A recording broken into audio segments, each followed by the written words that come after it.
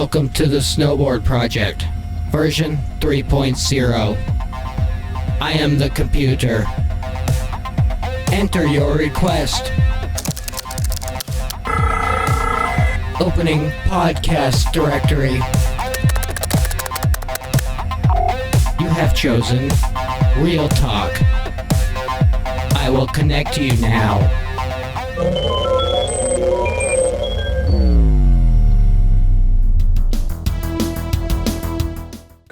アメリカのガレージブランドでカーディフスノークラフトっていうブランドです。 So today I want to tell you about my personal experience with Cardiff Snowcraft boards. So about halfway through the season, last year, BJORN LEINES let me try out a Carbon Goat. And I gotta say, it was amazing. It features two performance characteristics that are at the opposite ends of the spectrum. It's both damp, meaning that it absorbs chatter, and it's also really lively. It wants to crack huge ollies right off the tail. It's pretty amazing. So anyone who would pick up the board, feel how light it was, I would be like, you gotta try this thing. It's amazing. Sure enough, everyone who tried it was like, where do I get one?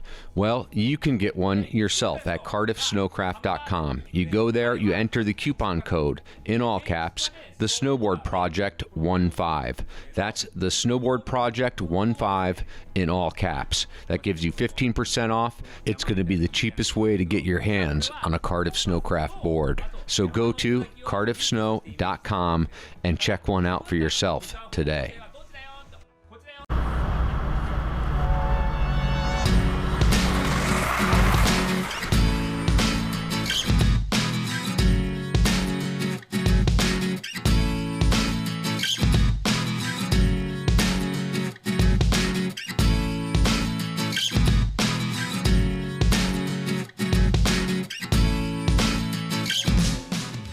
The TOWPRO portable rope tow is a one-of-a-kind lift system that can be moved on demand wherever it's needed. Setup takes about an hour with the help of a few extra hands and minimal tools. With variable speed, e-stop gates and controls, and customizable rope lengths, TOWPRO lifts will always fit your needs. The system is compliant with lift regulations for resorts around the United States. It has passed numerous state inspections, and it has been tested in the field by professional athletes as well as beginners. Whether it's for an event, to service a terrain park or race practice, or if you just want one for your backyard, this system will be sure to make your winter experience more convenient and fun.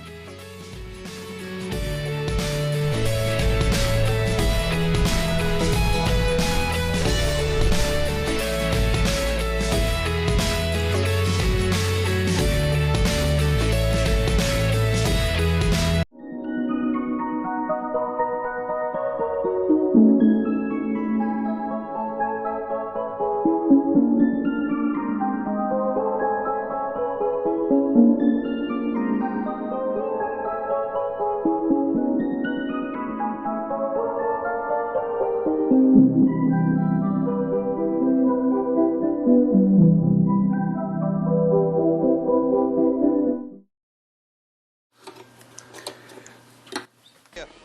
23 years old for Nike 6.0 and Amp Energy Drink. Put your hands together for the Mason Aguirre.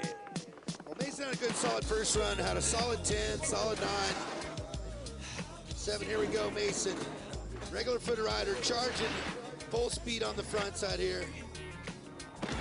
Going big on the front 5, even stock right there. Nice Michael check. 5 on the backside. Front 7, here's where he starts cranking up, cabbing it around.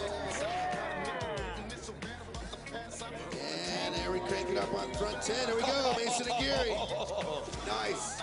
Gets the 10, the front hit it there right there at the end. Mason Aguirre, solid riding for him. He's been very consistent today, both runs. So today on the Snowboard Project, we have Olympian Mason Aguirre.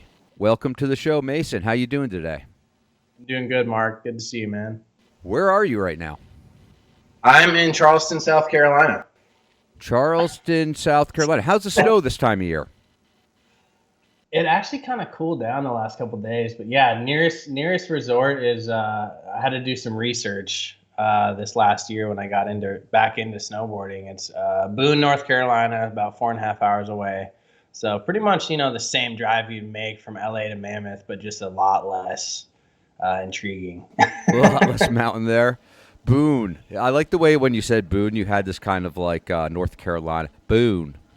Yeah, Boone. Yeah, no, it's Okay, so let me ask you this: how did you get to North Carolina? Like, what prompted you to get down there? South Carolina. South Carolina. My bad. I don't know. I spent a little bit of time in North Carolina back in the day. My parents lived there for a little while, but it's so just kind of like family, more or less. Definitely didn't. I was talking to a buddy like right before I got on with you, and I was like, man, if you would have told me 5 years ago that I'd be living in South Carolina, not snowboarding, cutting hair for a living, just kind of out of the industry more or less, like I would have not even believed 1 second of it. My little sister moved here after college. She went to school in Orange County to a film school called Chapman University, and she kind of was trying to get into television broadcasting and took a kind of a lateral move. She had a marketing minor and just got into marketing. And my parents kind of were just getting burnt out on the hustle and bustle of San Diego. My mom and my stepdad moved here about 2 years after my sister. And then my sister Molly, who used to ride professionally, she had gone to nursing school and she got a job in the upstate of South Carolina. So it was kind of like one by one, like people from my family moved out here.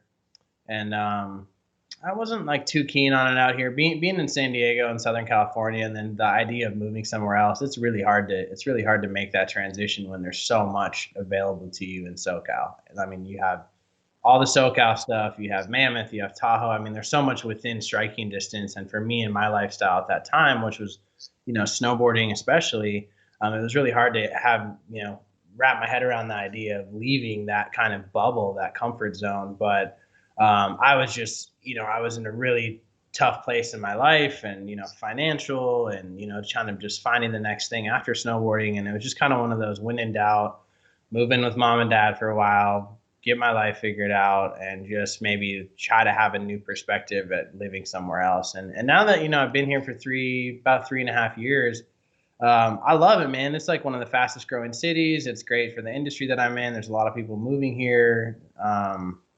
It's a big food city. It's coastal, which is cool. I mean, the beaches are nice, not as nice as SoCal, but there is some small ski resorts not too far away.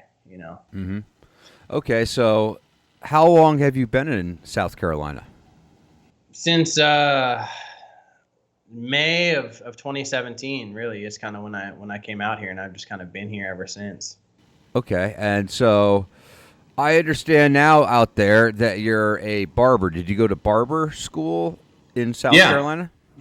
Yeah, I went to barber school. Started school in October of 2018. I got out. It took me like a little bit shy of a year to finish school, which was a whole trip in itself, like going back to school at 30 or 31 or however old I was. And so, I went to barber school and got my license and everything. And, I was able to, be a full-time student, which was also something that I never thought that I would do, is go back to school. I mean, I never, I did independent study in high school and kind of bullshitted my way through that, because amidst all of high school, that's when I was like really making my come up as a professional snowboarder. So school was like very much on the back burner. It was not really something that I liked to do. I didn't like authority. I didn't like being told what to do. So, snowboarding gave me that freedom and that autonomy to really just like be in my own lane. And, for my situation, I was grateful because my parents were like totally behind me in doing so. So I never thought that school or, a trade for that matter would be something that I would get into. I guess I always had, as my years went along and living in Southern California, I was kind of ended up around tattoo artists and barbers and those types, those kind of independent professionals and stuff. And I guess what the big draw for me to go into barbering was, one, like the flexibility, the autonomy, and just like to do something where I could have my individuality, because post my snowboard career, which gives you so much of that, you have so much individuality, you have so much freedom. Yeah, it's really like no rules. And then to go and start working for the man is for me, it was brutal. I mean, I hated it. You know, Did you have other jobs before that? Yeah. So I initially, right after snowboarding, spent about, you know, it's a whole long story, but I mean, the short version is I spent a couple of years just kind of figuring it out. I think we'll get into that figuring out part a little bit. What's that? We'll get into the figuring out part and what's that sure. like, because the career is one thing, but literally it's like your pro career is going to have a limited window no matter what. And so how you navigate through that and how you find yourself on the other side is important too, right?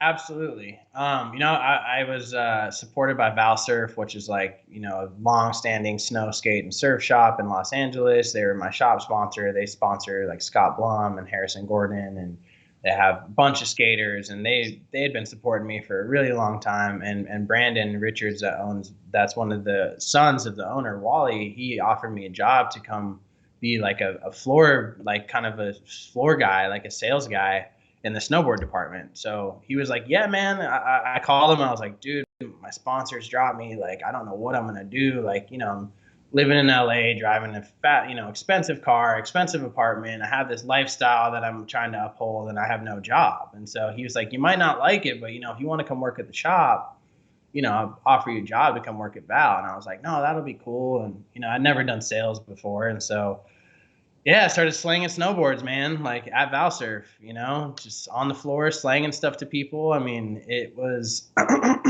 it was a cool experience. I think what I found in that is that I was good at talking to people. I was decent at sales.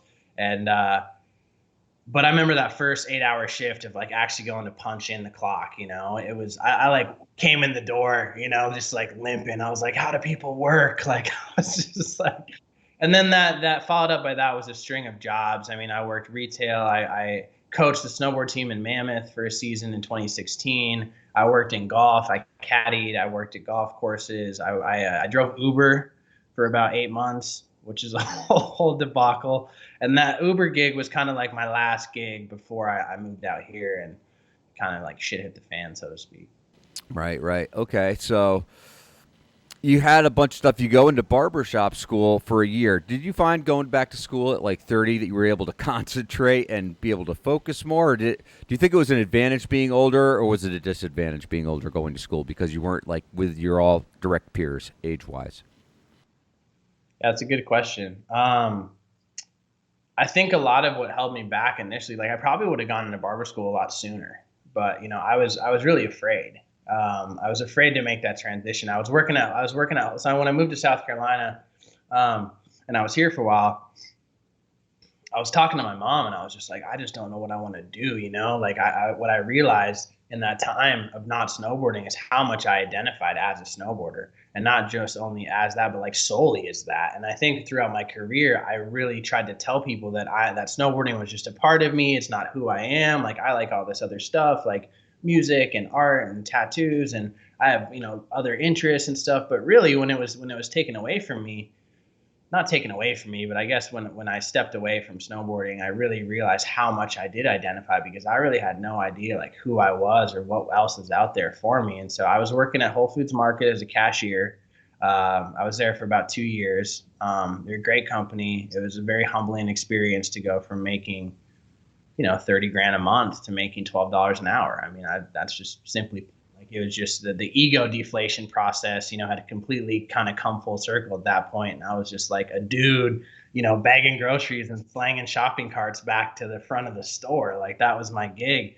So I knew that at that, you know, I hit a crossroads, and I definitely was like, I need to get like a trade. Like, I don't know if it's going to be like welding or whatever, like maybe something with my hands, something where I can just be me. And so my barber, Lynn, was a big proponent. Like she was like, you should do it. Like that would be, you know, I could see you doing it, and I feel like you'd be really good at it. And I kind of like go and get my hair cut like every month or two. And she'd be like, did you go to the barber school and talk to the, you know, people? And I was like, no, I didn't. Probably by like the 4th haircut. She's like, look, you need to just go there and get the information and talk to these people. At least go like see, because I had nothing. I knew nothing about financial aid. I knew nothing about federal grant money. You know what I did find out is that when you're broke, you get all this free money to go to school. So you went from going from $30,000 a month to getting financial aid to go to barbershop school. Right. Yeah. To get financial aid. So, I qualify. I never applied for financial aid before, obviously, because I hadn't gone to school. So they, when I actually did go to the school and did get the information, I didn't have many options because there's only one barber school in Charleston that's accredited, meaning that there's only one barber college that is able to receive financial aid from the government. And so I was like, well, at least I don't have to like pick and choose, because in San Diego, there's like 10 barber schools, and I was looking into it in San Diego for a short bit and was like, I don't even know where I would start or what I would do in terms of going to talk to these people. So, it was really difficult at first. By that, I've always been, a timely guy and been able to show up on time and get places and stuff. So, getting to school and stuff wasn't really a big issue, but yeah, it was Tuesday through Saturday, 8:30 to 4:30. I would get home from school. I'd let my dog out. I'd change and I'd go to work, and I'd go cashier from 6 to 10 p.m. I mean, it was a grind, and a lot of it sucked. And, it wasn't without some help. My buddy Nate Odio that I grew up snowboarding in USASA with, who was, back when the early days, like nationals at Big Bear, when I was like competing against Sean White back when we were kids. Nate was one of those kids that was on the podium as well in slopestyle and halfpipe, and he went the school route and became very successful at a young age. And at that point, I'd been making some changes in my life, and he helped me go to school. I told him, and I said, man, like I don't know what to do. This school thing is full time. I got to take out like 16 grand with student loans to go to school. I can't go to school and work full time. It's just not going to work. And so, he helped me out financially, man, to get through school. He helped me pay my rent. He helped me with my car insurance so I could be a part-time. I could work part-time and I could go to school full-time. So I just have to say that without like, it wasn't all me. I had people supporting me. My family was behind me. My mom and my parents were so stoked that I actually was committing to something in a different lane, and I was actually excited about it. Was I think even the bigger thing is that I wasn't just going to school, but I was excited about getting this trade under my belt. And I had help, and I wouldn't be in the position I am now. I wouldn't have an apartment, I wouldn't have a job, and I wouldn't be licensed as a barber if I didn't have people help me out in that beginning process. And it was another one of those things that humbled me, was to go to somebody that I had known for 20 something years and say, man, like I don't know what to do. I know I want to do this, but I don't know how to make it happen. All the odds are kind of stacked up against me. Like I really want to make it work, and he was there for me to help me out. And yeah, if it wasn't for Nate, like it wouldn't have come to fruition, like, guaranteed. So, I mean, before we get back to the career, because I think we've already created this dynamic of like, okay, you had this super successful snowboard career and then really had to start from scratch and figure out something else. And so I want to kind of get into that. But before I move on from barbering, I want to know just like off the top of your head, like if I'm going to a new place, how do I find a good barber? If I'm going to a new city, a new place, I need a haircut. I'm in Alaska, so it's like the haircuts are few and far between. So when I show up at a new place, how do I pick a barber? Like what's the difference between the good and the bad one?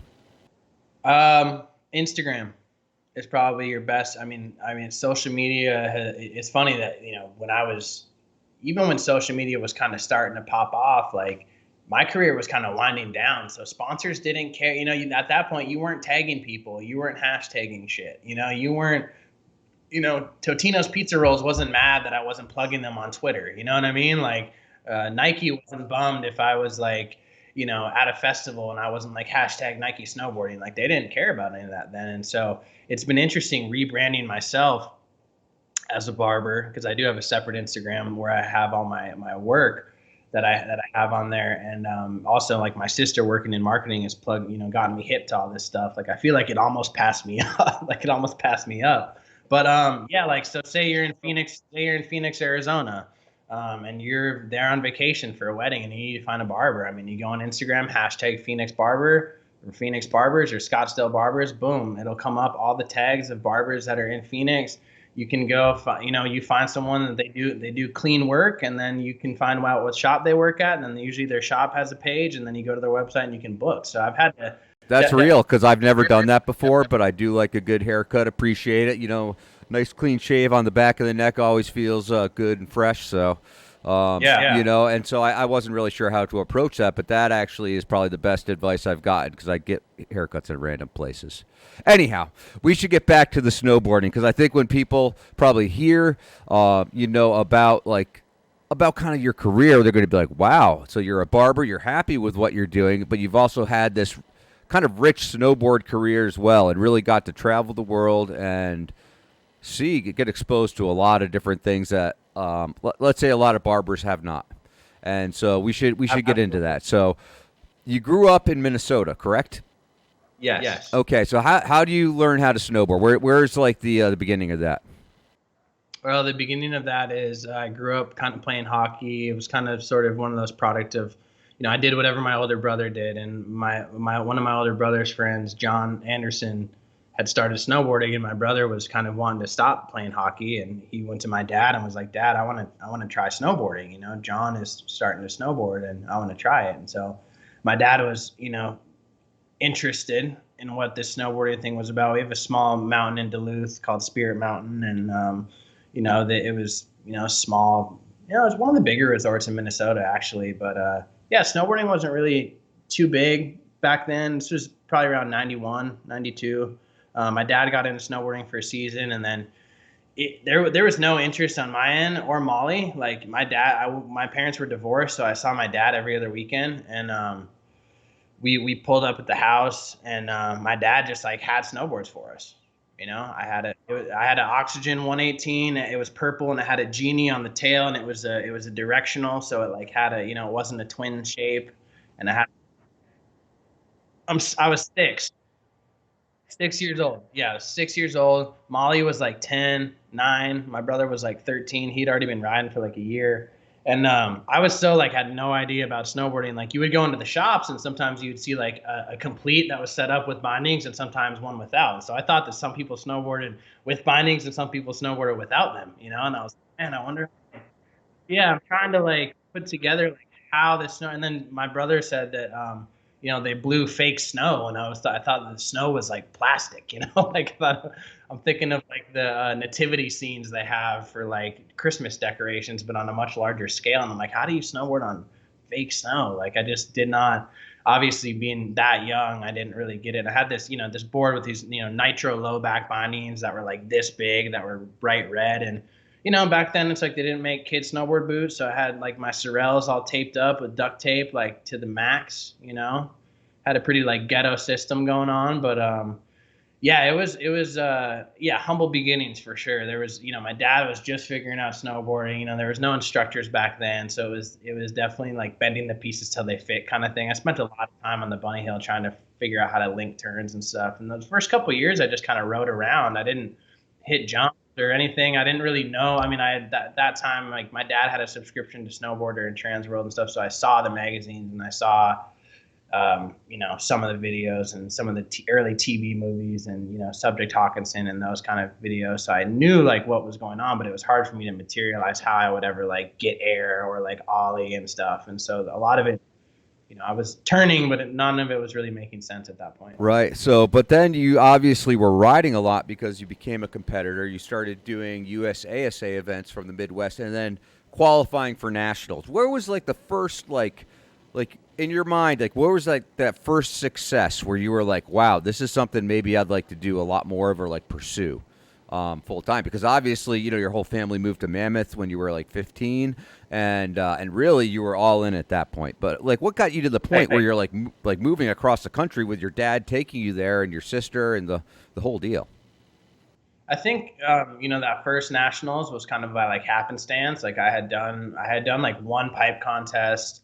I knew how to do one trick and it was an alley-oop on like my toe side wall. So I would like go like do an alley-oop and then I would like kind of ride the backside wall and I go and do an alley-oop and then I maybe pop like a straight air. And I think I could do front side alley-oops on my heel side wall too, but I couldn't even like air out of my backside wall. But I got first. What's up? I got my first contest, my first pipe contest, I got first because I was the only kid in my age group.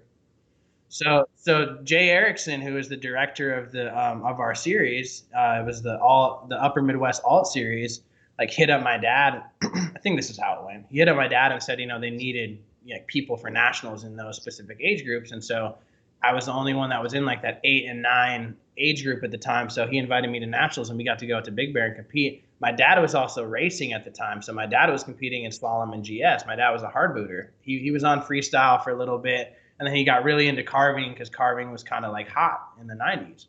So and my dad qualified for nationals in his age group. I qualified. I went out there and, that's when I like competed against Shaun White for the first time. Like everyone kind of knew who Shaun was. Like he was like the Burton kid and like on our net and had sponsors. And, no one was like, I had no sponsors. Like I had, a makeshift like K2 setup and stuff. But I ended up getting third in slopestyle. Shaun got first, and I think I knew how to do backside 360s at the time. So, I think I did like 2 back threes and some straight airs. But, I got a podium. Yeah, it did. My dad, I was on like a K2. I was on like a K2 board, and my dad had gotten like the K2 catalog from our local shop, and he just called the customer service number and got in touch with someone at K2 and said like, hey, my kids, ride your boards, and my son's 9. He just got third at nationals, like behind Shaun White. So like, you guys want to sponsor him? And they were like, yeah. So it's funny how easy it was back then, because sure enough, like the fall came, which was always like, if you were like a rep rider or like on a, factory team, so to speak, type position, like that's kind of usually when you get your stuff, is like a month before the season. So like, getting that first, I got like a board. I was riding the K2 clickers, got to just throw that out there. I was on them for a couple years. But that next nationals, when I went to nationals, I was like with the other K2 Grom team. Like Sammy Lubke was on the team, and Skylar Thornton and Carson Schubert. And, these were all like, it was my first time actually seeing other kids like that were my age that were good at snowboarding, because there wasn't a lot of kids in my home mountain that were my age. There were a lot of older guys, a lot of my brother's friends and stuff. So how did you stack up against those guys back then when you showed up? Sammy grew up, in Mammoth? It's like, how did you stack up against Sammy, a kid who grew up like at a kind of a big mountain, let's say, a pretty well established mountain, certainly. And you're showing up from your small mountain in the Midwest. What was it like, kind of like seeing those guys? Were you like, man, I got to get more serious? Or were you like, wow, I'm a natural? So it was pretty competitive in Minnesota. Zach Marvin was in my age group in my series in Minnesota, and Zach was really good.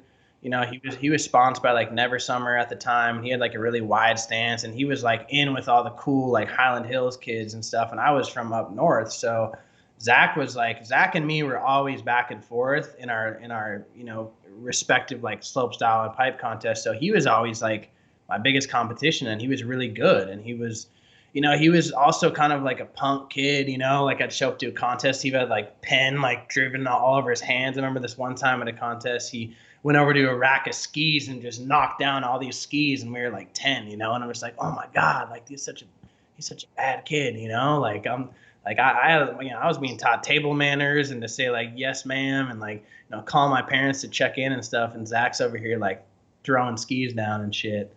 So I already was like used to the competitive aspect of it, because Zach is someone that really pushed me when I was younger. So I always fared pretty well at nationals. There wasn't one nationals that I didn't podium. I got second, third. I won nationals in 2002 at Mammoth. I won pipe. And so I was always on the podium at nationals and stuff. So I feel like I stacked up pretty good. Sammy was in an age group younger than me, but Sammy was always like really cool, because he would show up to nationals and he'd have like his hair like colored like leopard and purple, and everybody knew Sammy because he was like, I don't know, he was Sammy, Sammy's cool. That was a pretty, you got jumped in it. You're already mentioning them. You're 10 years old and you're riding with some future pros. How important was it even back then to kind of be on that fast track, right, at 10 years old? Because it's like Zach Marvin, Sammy Lubke, you guys all kind of were going to nationals and doing this stuff, but from a very young age. And it's like, do you think that was kind of paved a road that you could just follow as far as like becoming a pro rider? Or did you have to work really hard to kind of keep up with the Joneses, so to speak? Yeah, I think that, I think that it did help me in terms of, from a young age, like taking it serious, because on one side of it, like I I was the kid that, my entire room, like I would get, all the magazines and I'd cut out all my favorite shots and my whole room was just like plastered with stuff. Like I was that kid. Like I would get $10 and I'd go buy the new, Mac Dog movie, like, or whatever. Like I was always in the shop. I was always like, I got so immersed in it from a young age. And, my mom was like a little bit concerned. My mom was like, snowboarding is just a hobby. I want you to focus on school. Like my mom made me take tap dance. Like I took tap for 2 years. My mom made me join a play and try out for a play. She wanted me to get experience in these other things because she thought maybe snowboarding was just a hobby. Meanwhile, my dad was the one who was at the hill with us, taking us to contests. So my dad really knew the potential, and my dad was never my mom has been really supportive through my whole career and stuff. So I'm not trying to talk down or talk bad about her, but I think that my dad really saw it as being kind of that classic parent being like, anything you put your mind to, you can accomplish. Aguirre's never give up. My dad would have all these kind of monikers and mottos in our family that, we always, try hard, don't give up kind of type mentality. And so I didn't. So, I mean, that also spilled into my other sports. I played golf competitively. I played baseball on a travel team. I mean, so I was always very serious. I hated losing. All that stuff kind of came with the snowboarding thing.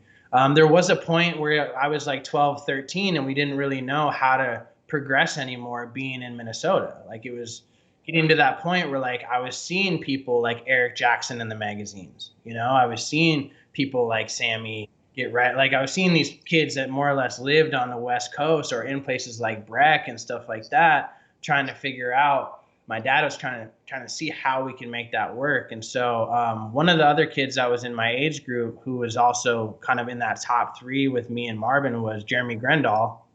He rode on like for Tech 9 and some other companies and had some shots in a couple of the Tech 9 videos and whatnot. But he had gone kind of more like the jibbing route, but initially was a really good pipe rider, a really good slopestyle rider. And his family moved to Mammoth.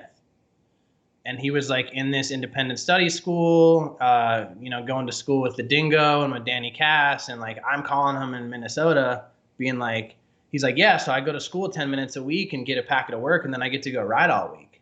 And I'm like, you get to what? Cause I'm going to school 5 days a week. I'm in public school. I'm going to ride Spirit at nighttime, and my brother's taking me to the hill on the weekend. So I'm riding about 3 days a week ish or so.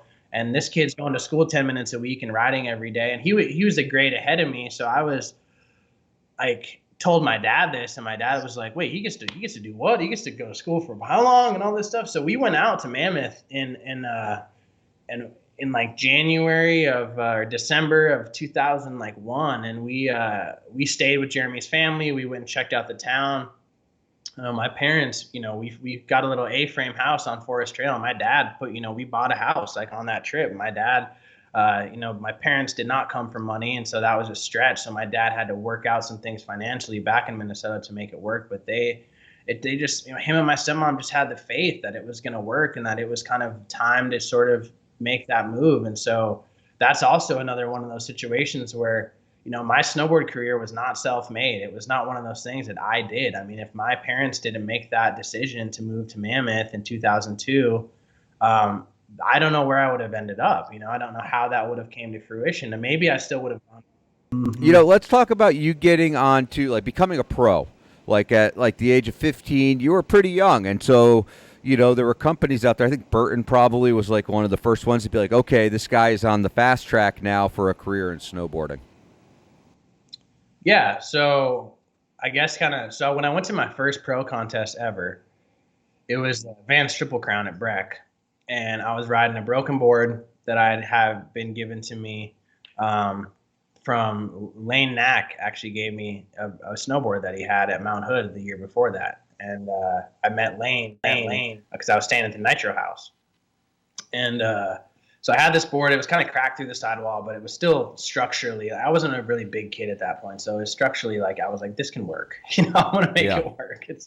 Base was in decent shape. So I was like riding a broken board. I had this, weird kit, like, confidence level. I was, show up at this contest and you got guys like Otterstrom and, Abe Teeter and like Andy Finch and like all these dudes that, from that time to me were just mystical creatures, like I didn't even believe any of these guys are real people, because I had been watching, Stand and Deliver and all these, straight jacket movie, all from the videos, I didn't ever think I would be on the stage competing with these guys. Right. So, I think I remember talking to my dad. I mean, like, yeah, there's, back then you could just like go enter a pro contest. You didn't have to get invited. It's not like now where 10 people get invited to X Games and that's it. Like it was, you could just go enter Advanced Triple Crown if you had a certain amount of like FIS or ISF points, and I had a little bit. So my goal was to get top 30 in the contest. I ended up getting 5th. Okay. So like I finished right behind Otterstrom.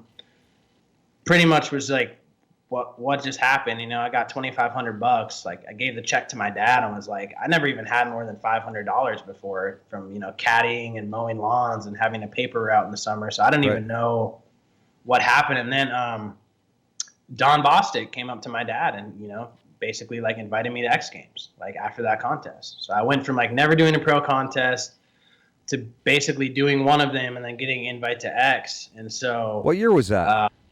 2000, that was the 2002-2003 season. So that was like after the Salt Lake City Olympics, going into that next season. Right. How old were you then?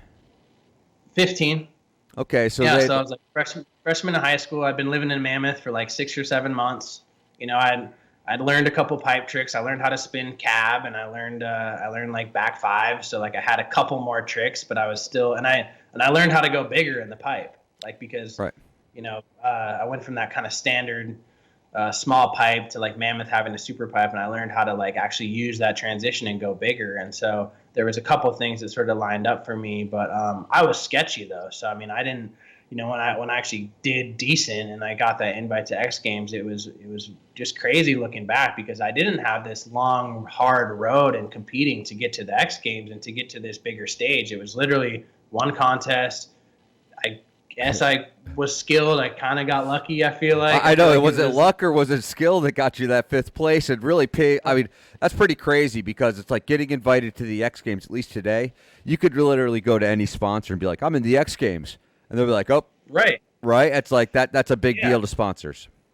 I mean, my brother was sponsored by, he was on like a Dragon Rep and sponsored by K2 as well in high school. And he was a really good snowboarder. I mean, he was great. He got a music scholarship and went to college for music, but he was always like my idol before these pro guys. And that first year at X Games, my brother came and I was in practice and my dad was like filming it. My dad always filmed everything. So I have every single contest that I've ever done like on film, because my dad was always there and he was always filming shit. So my dad's like, one of these days I'm going to convert all that shit to DVD, man. Like I got to go through. He just got boxes of tapes, but I'm coming down the pipe. My brother's like, who's that? And my dad's like, that's your brother. He's like, no, it's not. He's like, yeah, it is. And it's like my brother, in the short time that he didn't see me from living in Minnesota to living in Mammoth, he couldn't even believe that I had develop that much in how to go bigger and ride transition a little bit better. So, if that gives you any idea of how I was able to progress and how I had like the Mammoth effect, I was able to ride a fresh pipe every day. I was able to start jumping more. I was able to ride better snow. I was able to ride just more in general. I mean, it really is an advantage as an athlete to live in one of these hotbed places, Mammoth or Breckenridge, or a place that really takes care of their terrain and you could really train in. And certainly, when you moved to Mammoth, it's like those 3 years basically took you from a guy who was in his first pro contest to a guy who was going to the Olympics. Absolutely. Yeah. I mean, that first X Games, that's when I met Daniel Frank, and I've met, like Todd Richards. And I was on, at that point, Scotty Lago had kind of got Rosignol to flow me some stuff. And I was at my first day of practice riding Todd's pro model. Yeah. And Todd comes up to me and he's like, hey, I'm Todd. I want you to ride this in the contest. And he hands me his next year's board. And so like these moments that happened early on, I mean, it was just surreal to me that like Todd Richards was giving me his pro model board, like from him in the plastic, like to ride in the X Games. And, 5 months ago, I couldn't even get like a pair of free boots from like the Nitro Rep, you know? And so it was just so surreal to me. And so, obviously those things became, somewhat normal, having was that more important and memorable, like getting a board handed to you from Richards? Was that more important to you than, let's say, getting your first paycheck for riding, like signing a pro contract and actually having a check show up in the mail? What were those big milestones for you? Yeah, I mean, I think that it was like definitely, I didn't really know how to label myself. Like, am I pro, or like, did I just, I feel like in like skateboarding, it's very official. Right. They could give you a pro board. It's like a party. Like it's like their pro video part comes out. With snowboarding, it's kind of like these kids will go to a contest, they'll make $100, and then in their Instagram, it's like pro snowboarder. It's like, who are you? Yeah. So I kind of felt like that. Like, I don't want to like label myself as I'm pro to people, because like people don't even know who I am. So I think that once I feel like once I got on like Palmer, I think at the end, once Palmer gave me a contract, mm-hmm. and I met Palmer and I got on and I did like my first couple like photo shoots, that's I guess when I felt like a little more solidified that I wasn't like an AM on their team. Like, I was a pro rider on Palmer. Right. And like, at the time, I mean, I was just, Rosina was trying to lock me into some bullshit contract. Like, that was super low. Like, even I knew it was low, and I wasn't even getting checks yet. Yeah. Bob Klein was representing me at the time, and he was like, this is bullshit. We're not signing with these guys. And I was like, all right. And I was kind of bummed, because at that point I'd gotten to meet like Benji Ritchie and Andrew Crawford and Todd Richards and some of these guys that Lego kind of introduced me to. And so I was like, these guys are all awesome.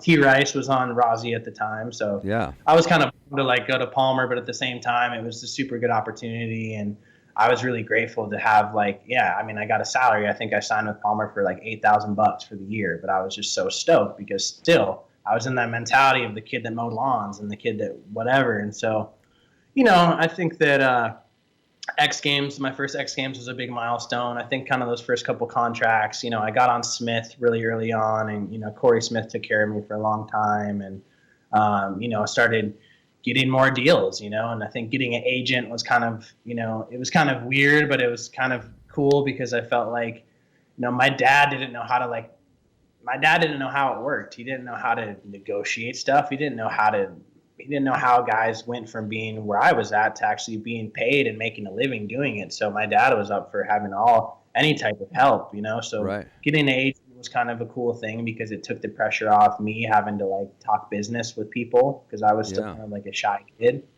So yeah. How long did it take you? I mean, you made $8,000 the first year, but by the end you were making $30,000 a month. I mean, what was that like scaling? Like, how quickly did you go from making a little bit, not even enough basically to make a living, where you'd have to work a second or third job, to where was it the Olympic year that you started making a true living off snowboarding? What did you make a living off it? No. So it scaled really fast. Okay. So that year that I signed with Palmer, I was 15. That was kind of that first year I was doing contests and stuff, and kind of going into that second year I had a 1-year contract with Palmer, and then I got signed with Burton on like a 1-year contract. But by the time I was 17, I was making well over $300 a year. By the time you were 17?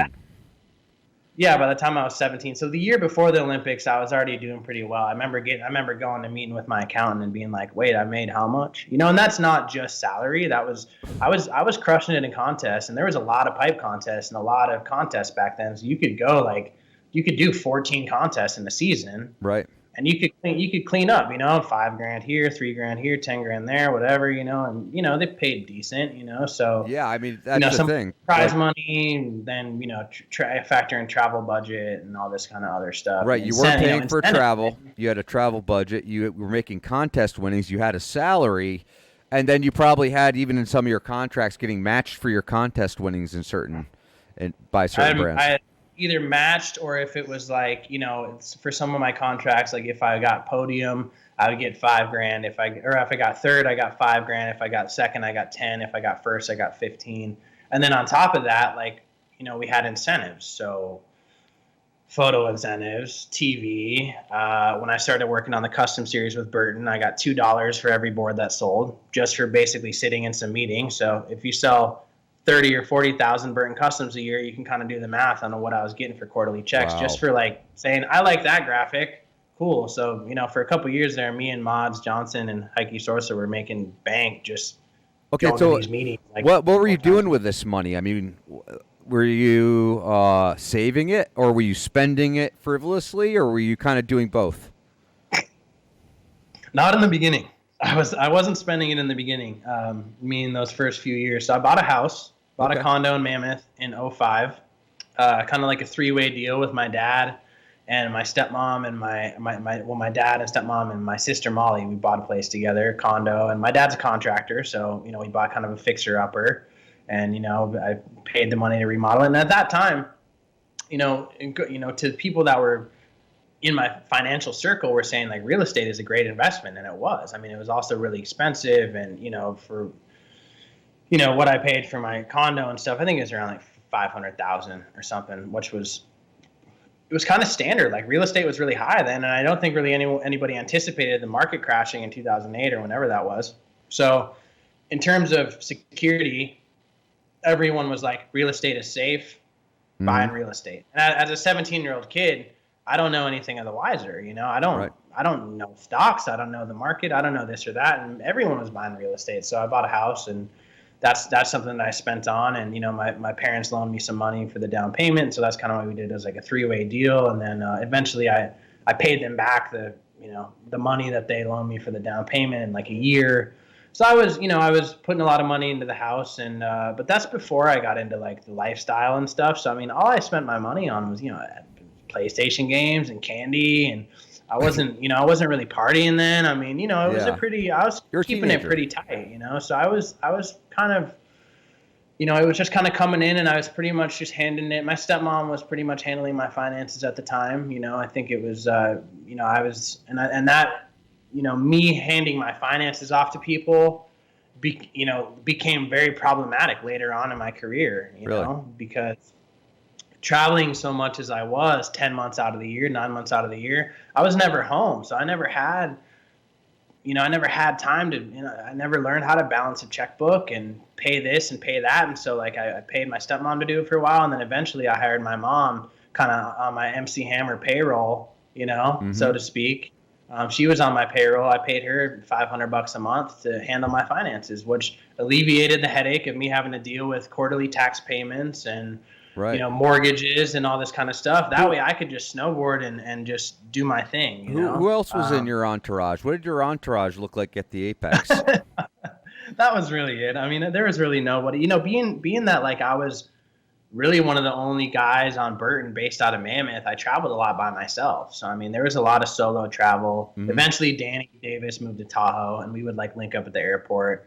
Me and Eric Jackson would travel to the airport sometimes together. He was a Mammoth kid. But it was a lot of solo travel, and then, like, I would go link up, with people. But in terms of, like, who was around me, financially, it was just really my parents. They really had my best interest. They wanted to protect me. They didn't want me to get into like a Macaulay Culkin situation. Like they knew that my financial situation had changed pretty rapidly, and they wanted to they did their absolute best to educate me on that.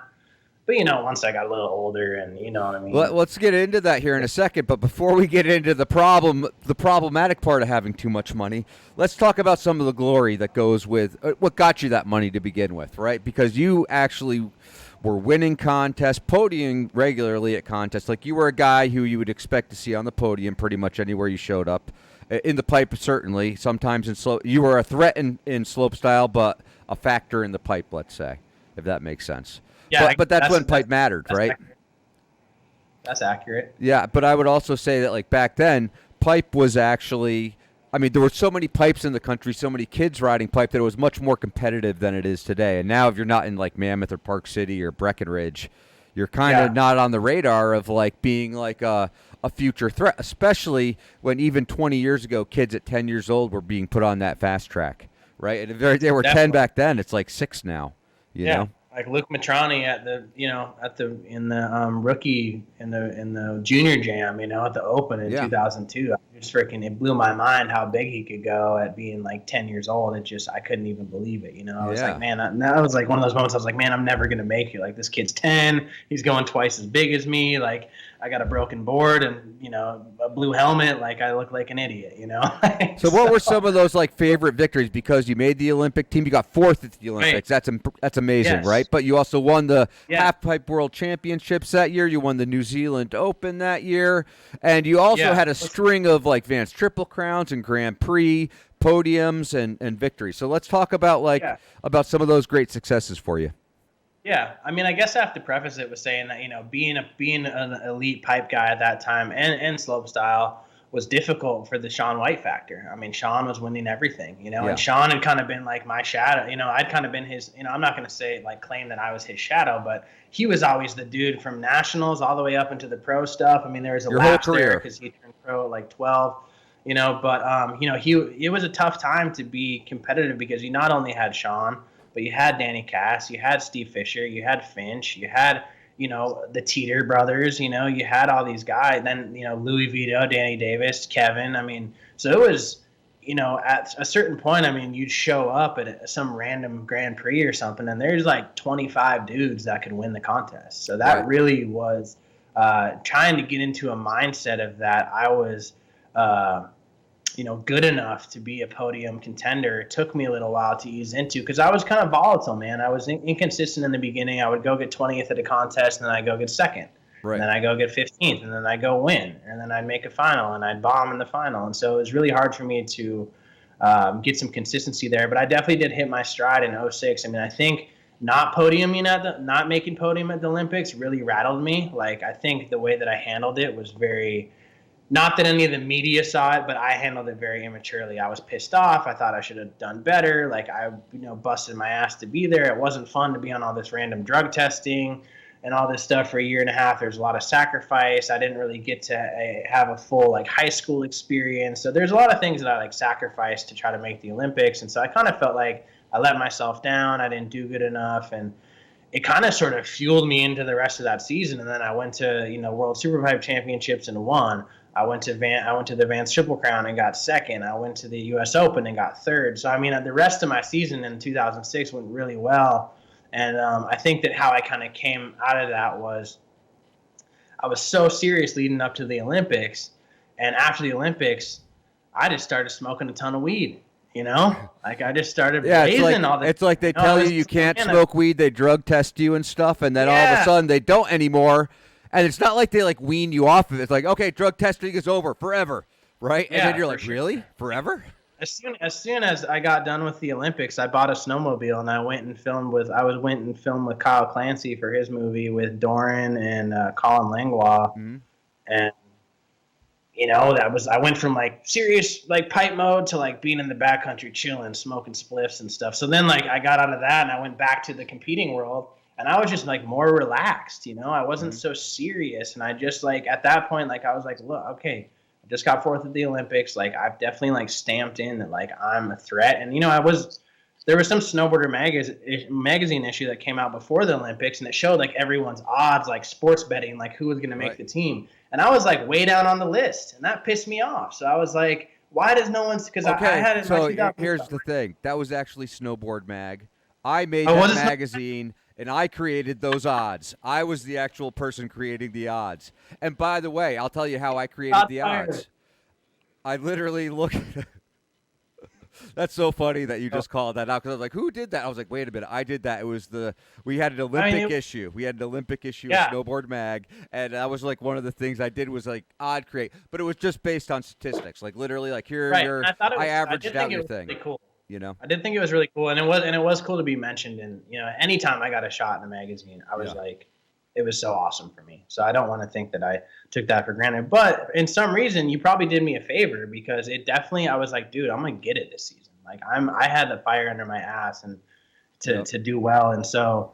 I feel that definitely helped me in those Olympic qualifiers to sort of put my stamp on it. I kind of knew that Shaun was probably going to win everything. So at that point I was just I'm getting the second spot on the team. And I did, so it was good that, at certain points in my career, I was really able to manifest some stuff.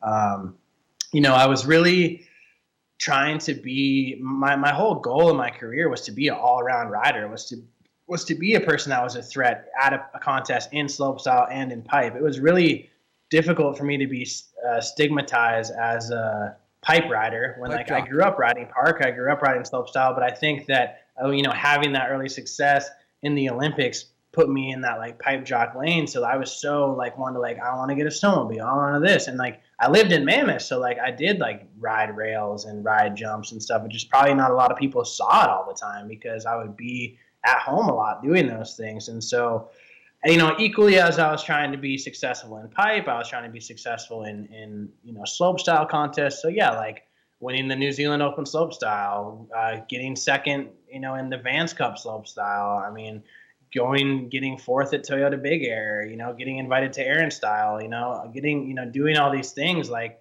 outside of the pipe was really important for me too. And I think that it's tough to, it's not easy to get respect in snowboarding. I will say that, like, it's not easy. I mean, I think that, it's easy to get acknowledgement, but for me, looking back and being able to create a 12-year career out of being a snowboarder is a lot longer than most. And I do realize that. Not everybody is JP Walker or Jeremy Jones or Terrier who are able to, or T. Rice, who are able to have these 20-year plus careers. But I was grateful to get 12 years out of it.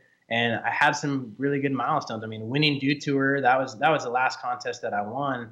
And, I beat Sean White like on a good day. I mean, he was riding well, I was riding well, and I beat him. And that was important for me because I feel like I'd been chasing him the whole time. And any time that or whoever the number one guy was. And then you're like, okay, give me that beer. Pass me the bong. I've done it. I beat Sean White. Oh, for straight sure. up. Like, dude, I went down to Reno that night, gambled, strip club, you know what I mean? Like, it was on for sure. I think make it a rain at that point, right?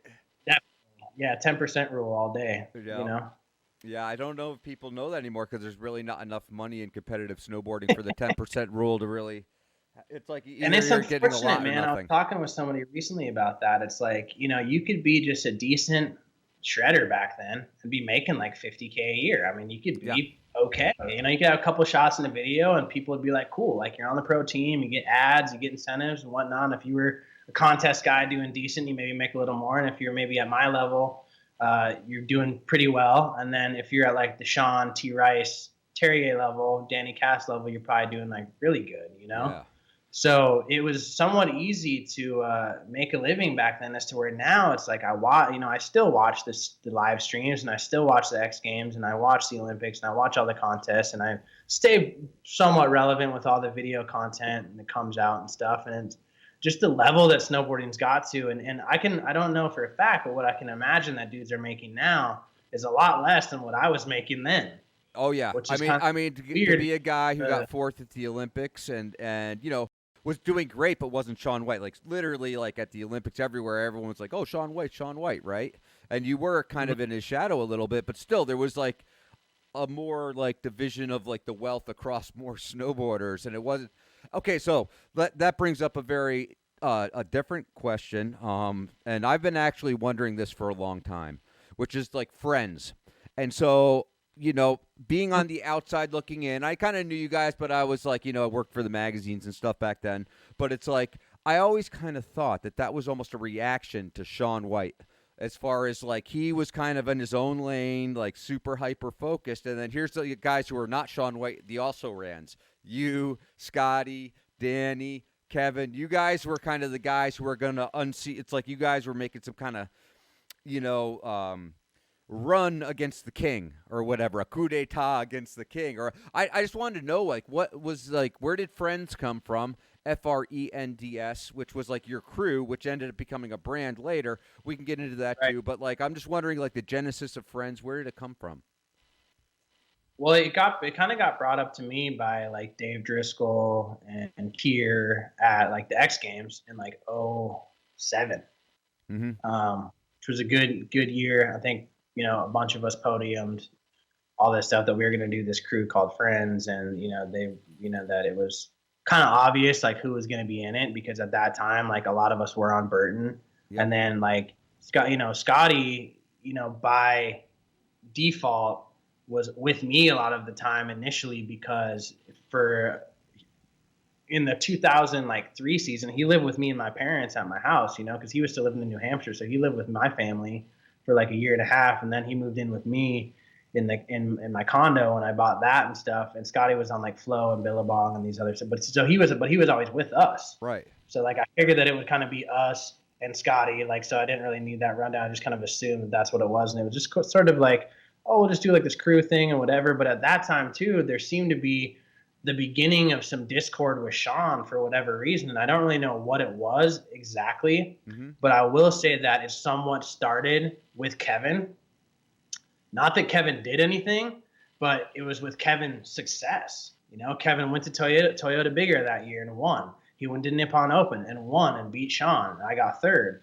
And so after that, those 2 Japan trips, and Kevin just like shot, and then Kevin won the Arctic Challenge that year. Yep. So Kevin had gone from like doing pretty good. I think he got second in X Games that year. It's crazy how I remember all these stats, but I just remember a lot of it. But Kevin had gotten like second in X Games. He was like, that was his kind of come out year where he was riding really, really well. And you know, what I remember in terms of this being like, oh fuck Sean, was like after the Nippon Open, Sean took a fire extinguisher to our hotel room. Ruined all my stuff, MacBooks, snowboard stuff. You guys beat him. Kevin beat him, and then he basically was so salty about it that he exacted revenge for your victory by fire extinguishing all your gear. It sounds really silly, but you know, we'd always get hammered after contests. I mean, that's what you do. You play hard, party hard. I mean, that's snowboarding in a nutshell, at least in my experience. And so Sean was already like drunk before the awards. You know, yep. And like, so he took it, and for whatever reason, I don't really ever feel like he could handle his liquor that well. So he took a fire extinguisher to the room. It was all kind of speculation. Like I asked him, he's like, no, I didn't do that. But then I asked like Adam Moran and some of the other, you know, Chaka and some of the Burton people. They're like, yeah, Sean did it. And so I was pissed. We were all mad. And then we all went to Tokyo that night and, you know, kept it going. And yeah, we were like basically on a pretty hot one. And, you know, Sean and Kevin had an altercation in the elevator, and someone's shoes got thrown off the balcony.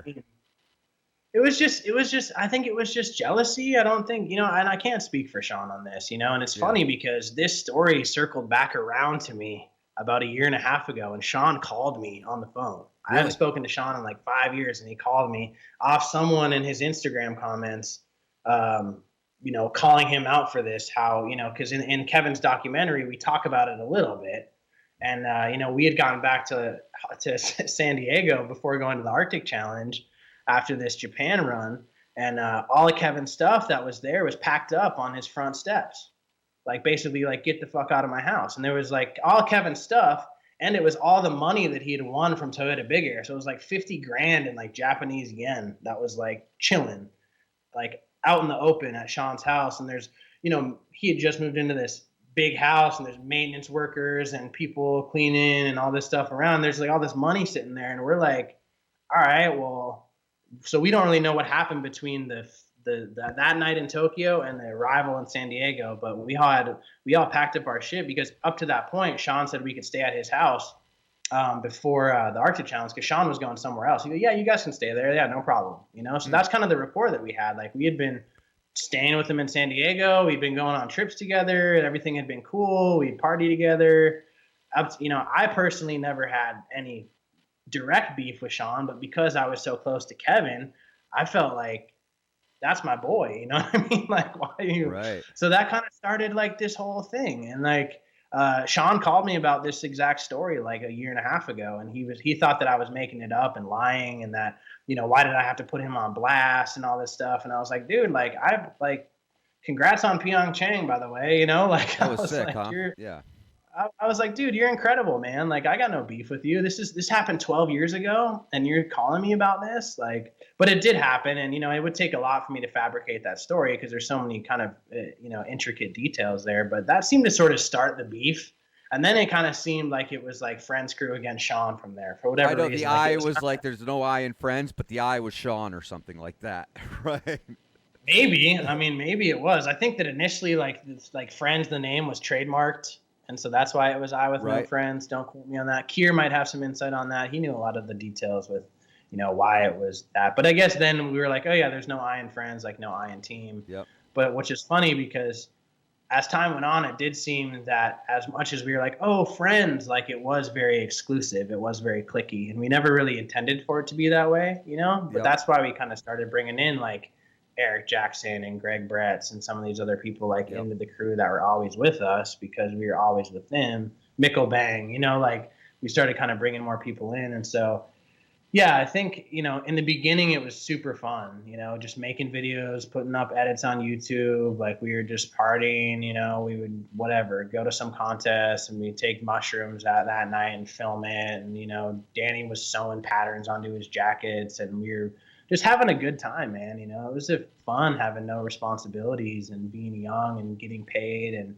I think that too, like it doesn't go without the fact that we were showing up at these contests and we were doing our jobs. Like we were showing up and we were winning, or we were on the podium, or we were in finals. And so we were representing our brands, I think, adequately. At least I feel like I was. So I feel like as a whole, like we were all doing good, and it was nice to be able to show up to a contest and say, like, I didn't make the final, but Luke Matrani won the contest. It was a victory for us as a squad. Like, we were like, cool. See, like, the problem is that all your friends, if you believe in the 10% rule, then all of your friends, one of your friends is going to be coming home with somebody, and the rest of them will too. So you guys are like pretty much partying a lot. Yeah, definitely. Yeah, it was a good time for sure. A lot of good stories. Okay, so at what point? I mean, you have all this success. At a certain point, you leave Burton, and then you get on Nike. Did that happen? Did you leave Burton for Nike, or how did that transition happen, where you got on to basically what was probably the most lucrative brand to ride for at the time? Yeah, so I was already on Nike for 6.0. Right. They were doing it was weird. Like they were doing the separate thing from.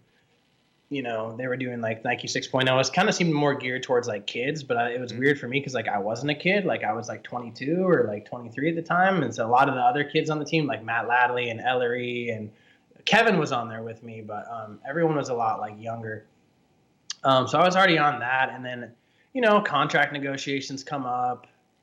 It seemed like it seemed like Burton was kind of moving in another direction, but but also Dave Driscoll was moving to Nike. And Driscoll and me at this point, he was someone who I owe a lot to. I mean, he really helped guide me, and he really helped me. And even now, today, we're still good friends. He was just in Charleston for a Bernie Sanders rally 6 months ago, and he came to the barbershop and got a haircut from me, and it was just cool to catch. He's just been somebody that I feel doesn't get enough credit, because he's someone that really went to bat for me and someone that really had my back amidst being in that Burton team that was so cutthroat, with me, Danny, Kevin, Luke, Jack, all on at the same time, and Sean. It's so okay, we have 6 pipe guys or contest guys. How do we whatever? And so Driscoll going to Nike kind of opened up an opportunity for me to come over there.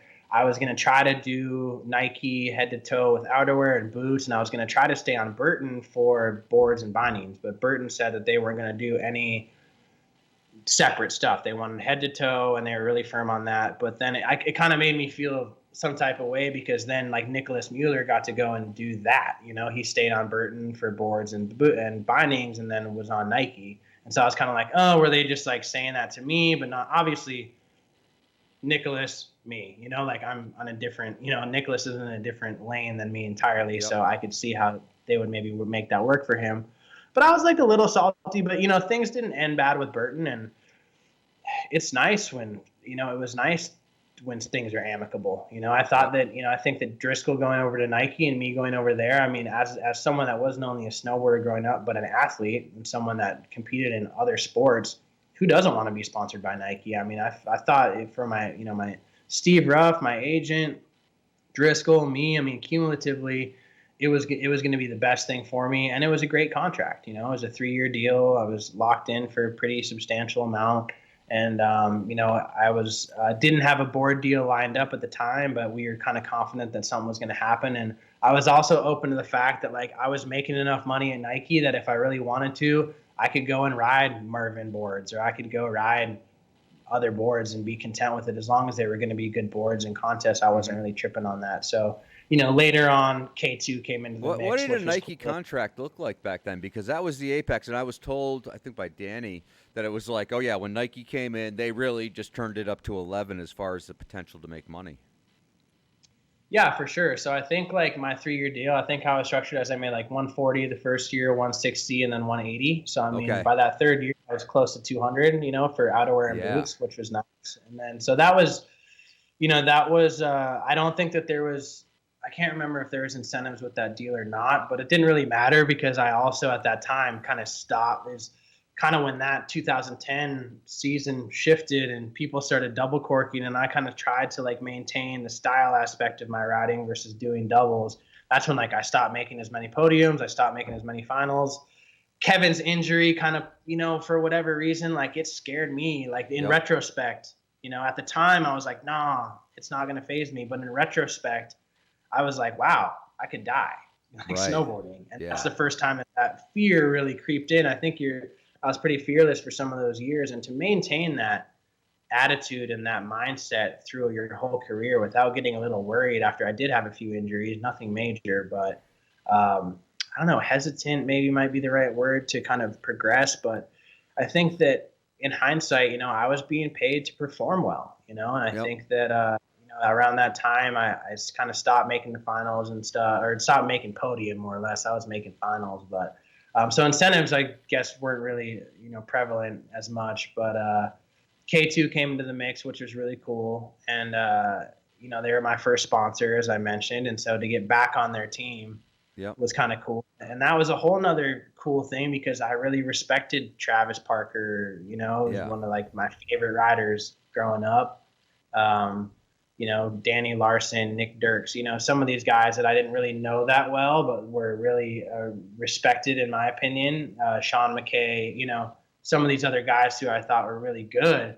This is going to be great for me to have more exposure to outside of this Burton crew to maybe have me some more potential to do some other stuff.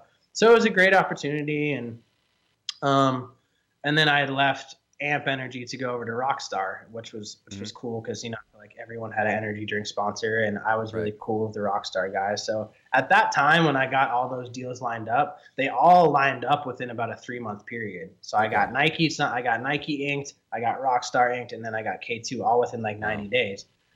They all were the same amount of time. So those 3-year contracts that I was getting paid for, which was, I told you the numbers for Nike. So with K2 and Rockstar, I was still around that 300,000, maybe a little more, number. And, Steve, Ruff had kind of prefaced it and said, look, these are going to be the last big contracts you're going to get probably in your career. He didn't say that they were going to be the last. That's good on him, man. That's good on him. I mean, he did preface it and be like, look, man, like the next time that you negotiate, you're going to be 26. You're probably not going to get as much money. I just want to like prepare you for that it's not going to be as much. So do with it as you may with these contracts and really, make it a really good 3 years. And I was like, yeah, for sure. Like so I was prepared for that. What I wasn't prepared for was having no contracts after that. Right. I was prepared for less money, but I wasn't prepared for no money. So were you spending the money as it was coming in? Like, what was the best thing in hindsight? What was the best thing you did with that money? What was the worst thing you did with that money? Because you had a lot of money, like maybe arguably no 25-year-old should be making $500,000 a year because they're not quite sure what to do with it, right? Yeah, so I think investing in the condo was a good investment. I think it served me well. Mm-hmm. I unfortunately had to sell that place when the market turned and all that stuff happened. I mean, I got smoked in that deal. I got upside down, and I had to sell the house for more than I owed on it, and had to come to the table with some cash and closing costs and all that stuff. And, I came out about, I came out of it. I didn't have to short sale or foreclose. I guess that was a silver lining. But, but within those years that I had that home, it was nice to have that home base. Me and Molly lived together. We were great roommates. I have some of like my favorite memories. I threw some really good parties at that house. I had some really good times there. And I think that having that home base in Mammoth was probably the best thing that I did. And it was the right thing to do at that time because I felt like that was going to give me some type of normalcy when I came home, that I wasn't like living at home and I wasn't renting. It was nice to be like a homeowner. I definitely miss having a home of my own for sure. I mean, I'd be lying if I didn't look at some of my friends who are not snowboarding anymore and think like, wow, why was I not smarter with my money? Because, with that, like I did do a lot of, I was spending it, man. I liked I think with the lifestyle, you start to get to a certain point, and living in Southern California and then moving to LA, you're around people, you're influenced. I mean, I very much enjoyed the lifestyle. I love to gamble. I didn't gamble all my money away, but I liked going to the strip club. I like this kind of stuff. I like going to Vegas. I like going on trips. I like doing stuff outside of snowboarding. I think that I spent so much time snowboarding for so many years that once I did get some more independent, I liked being able to be like, yeah, like I'm going to Cancun, so I'm gonna go there this weekend, or whatever. I wasn't like on private jets or anything like that, but I was buying cars and BMWs and stuff, and I have expensive taste. I mean, I don't make near the amount of money that I made then, and I still have expensive taste. So I think it's just something that sort of is something that at this point I'm trying to manage, right? But in a healthy way. But there's I'm, to be honest with you, I'm still going through some financial trouble legally for those years that I neglected some stuff legally, and like tax type stuff's catching up with you. Yeah, for sure, like lawyers and stuff and whatnot, and it's just it's been a humbling experience, like growing into being an adult, man, and people would maybe watch this or listen to it, it would say, how the fuck do you not do that, but with that came the more sinister side of my lifestyle, which was getting into the drug addiction and getting into substance abuse. Yeah, let's talk about that really quick. First of all, what was your drug of choice? What was like the drug that you would say was the your Achilles heel? The one that took you down maybe a little bit. The one that took me down was definitely cocaine. Cocaine. Do you remember the first time you ever tried coke? Do you have like a picture in your head of? Oh yeah. Yeah, I was like 18. Like I'd done it with a buddy. Like, I used to go back to Minnesota in the summer times, because I like having that normalcy of seeing my friends that I grew up with in the summertime. So I went back to Minnesota every summer for years until I was in my early 20s. I mean, I love seeing my homies I grew up with. I love being able just to play golf and we'd party and go to the bars and just do normal shit. And I loved having that part of my life where I wasn't Mason, the snowboarder, the Olympian, the dew tour guy. Like I could just go and unplug and, I relatively hung out with, just normal types. I didn't really kick it with a ton of snowboarders. And so, but my drug use during my career was relatively low key. I mean, a lot of weed and a lot of drinking and stuff, which I feel like is somewhat standard. Mm-hmm. A lot of that's pretty normal. There was definitely a couple contests where I tied one on. There's definitely like a like you were competing drunk. No, like no, not like during the contest, but there was a contest in Japan when I got real hammered one night, and I was throwing up at the top of the pipe the next day, and it was raining, and I remember Sue Izzo shaking her head at me, being like, "Oh my God, I just can't believe that you guys would do this before a final or a semi," and I like won the semifinal, just hung over as hell, throwing up, and I won my heat, and so I was just like. There's those moments where I felt like I was kind of unstoppable. Like, oh, I could get fucked up before a contest and I can go perform. And like, I did that at a dew tour once. I went to Cecilia's and I took a bunch of Molly. And the next day, like I had like 1 hour of sleep and I had slope style and pipe semifinals. And I qualified second in pipe and I qualified like sixth in slope finals. And I was still just, my jaw was hurting. And I was just like, I was like, if I make it through today, I'm never doing that again. Like, okay, when was the next time you did it after that? There was some other contests where I probably went a little too far before the night before. But I think I like kind of being that. I like that image of kind of being that party guy. I don't know if it was. It really was maybe just that I was fearful of really being my authentic self. Mm-hmm. of maybe not being cool enough or not.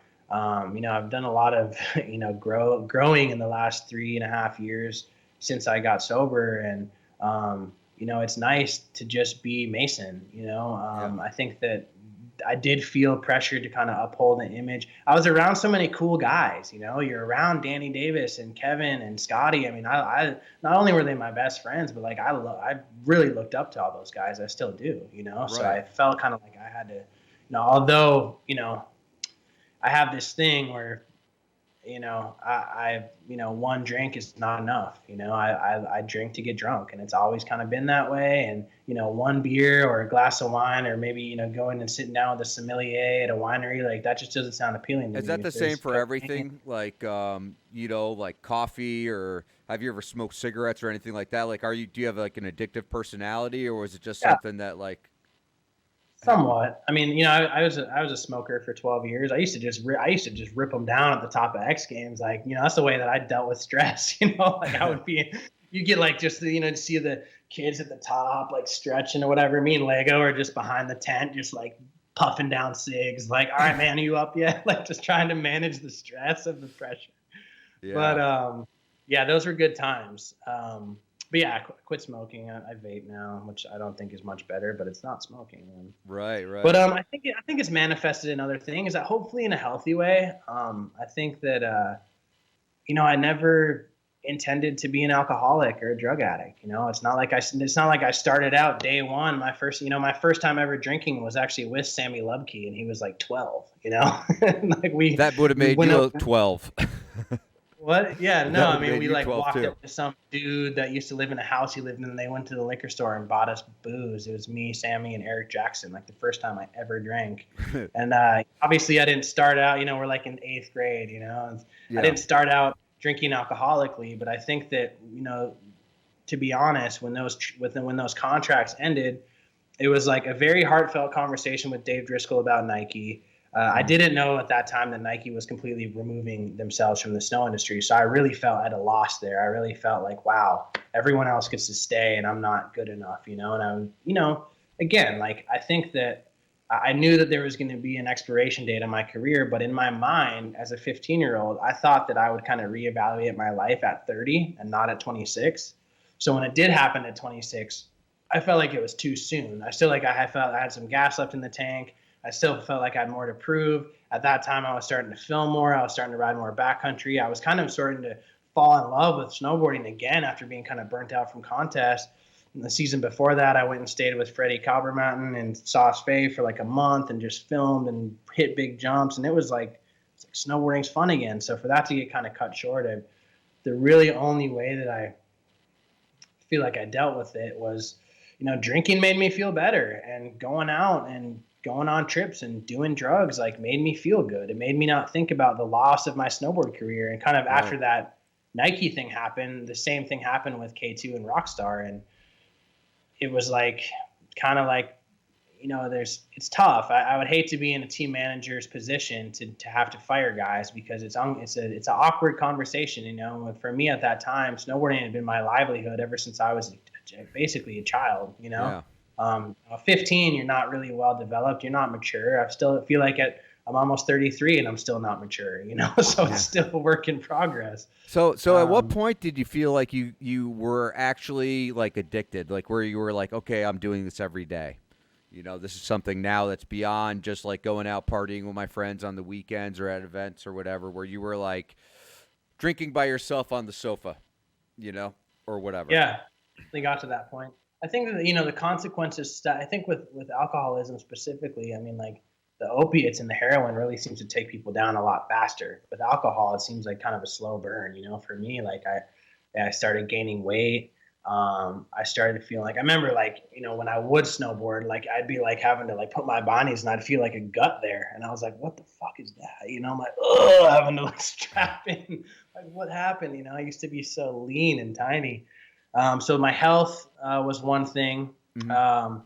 It's not cute when you're throwing up blood every day, and I didn't never went to the doctor. I was like, I'm being a snowboarder, we don't really like hospitals and stuff. So I was like, yeah, I'm not like, I'm good, like kind of in denial, so to speak. How long did that last? How long were you puking blood for? Like, how long did that go on? I mean, it would happen intermittently for probably like the last year and a half I was drinking. Wow. It would kind of happen, and then it kind of started happening more regular. And, like I started getting a lot sicker. Like I would, going from having a 3 or 4 hour hangover to being in bed for 2 days. I mean, not being able to get up and not being able to get out. I was lucky that opiates were never my thing, because they just seem like it just is really bad out there these days. But, yeah, and I never really like, on the cocaine thing. Like I never really even liked it that much, but like I got plugged in with somebody when I lived in LA, and like, when you can get it on the half an hour, at any time, anywhere in the city of Los Angeles, like, and you're out doing stuff like going to clubs, going to see DJs, going to listen to deep house music and techno shit, and you're like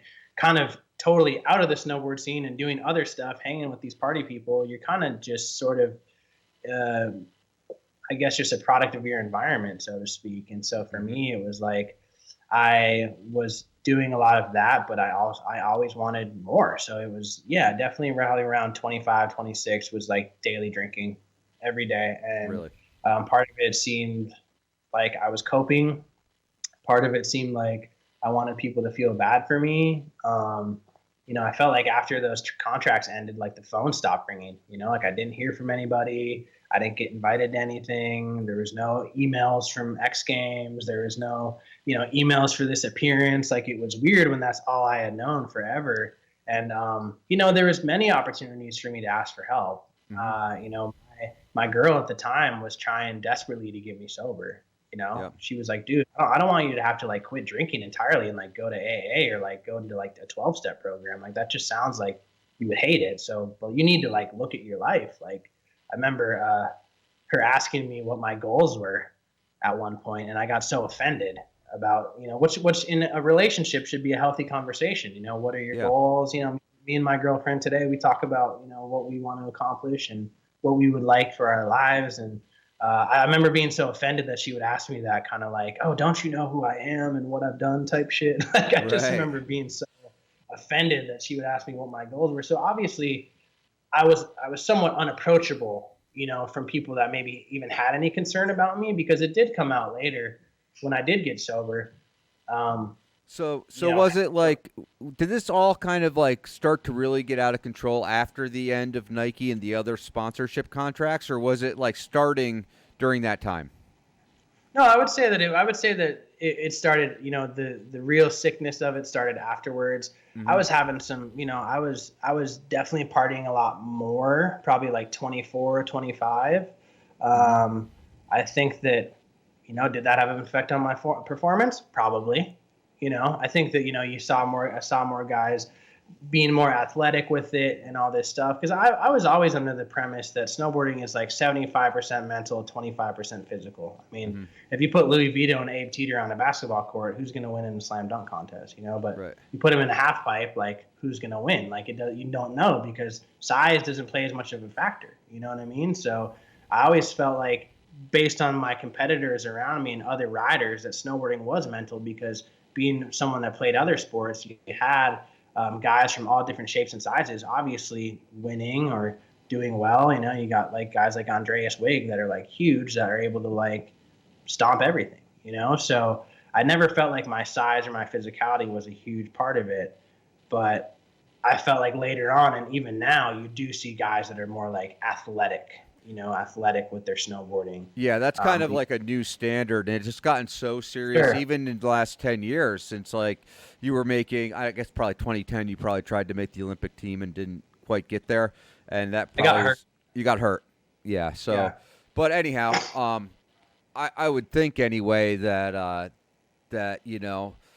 back then it was probably easier to have it as a mind game and not like the combination of like the mental strength and the physical strength, and now it's like you need to check every box, as a snowboarder. But I would be lying if I said that I wasn't partying more. You know what I mean?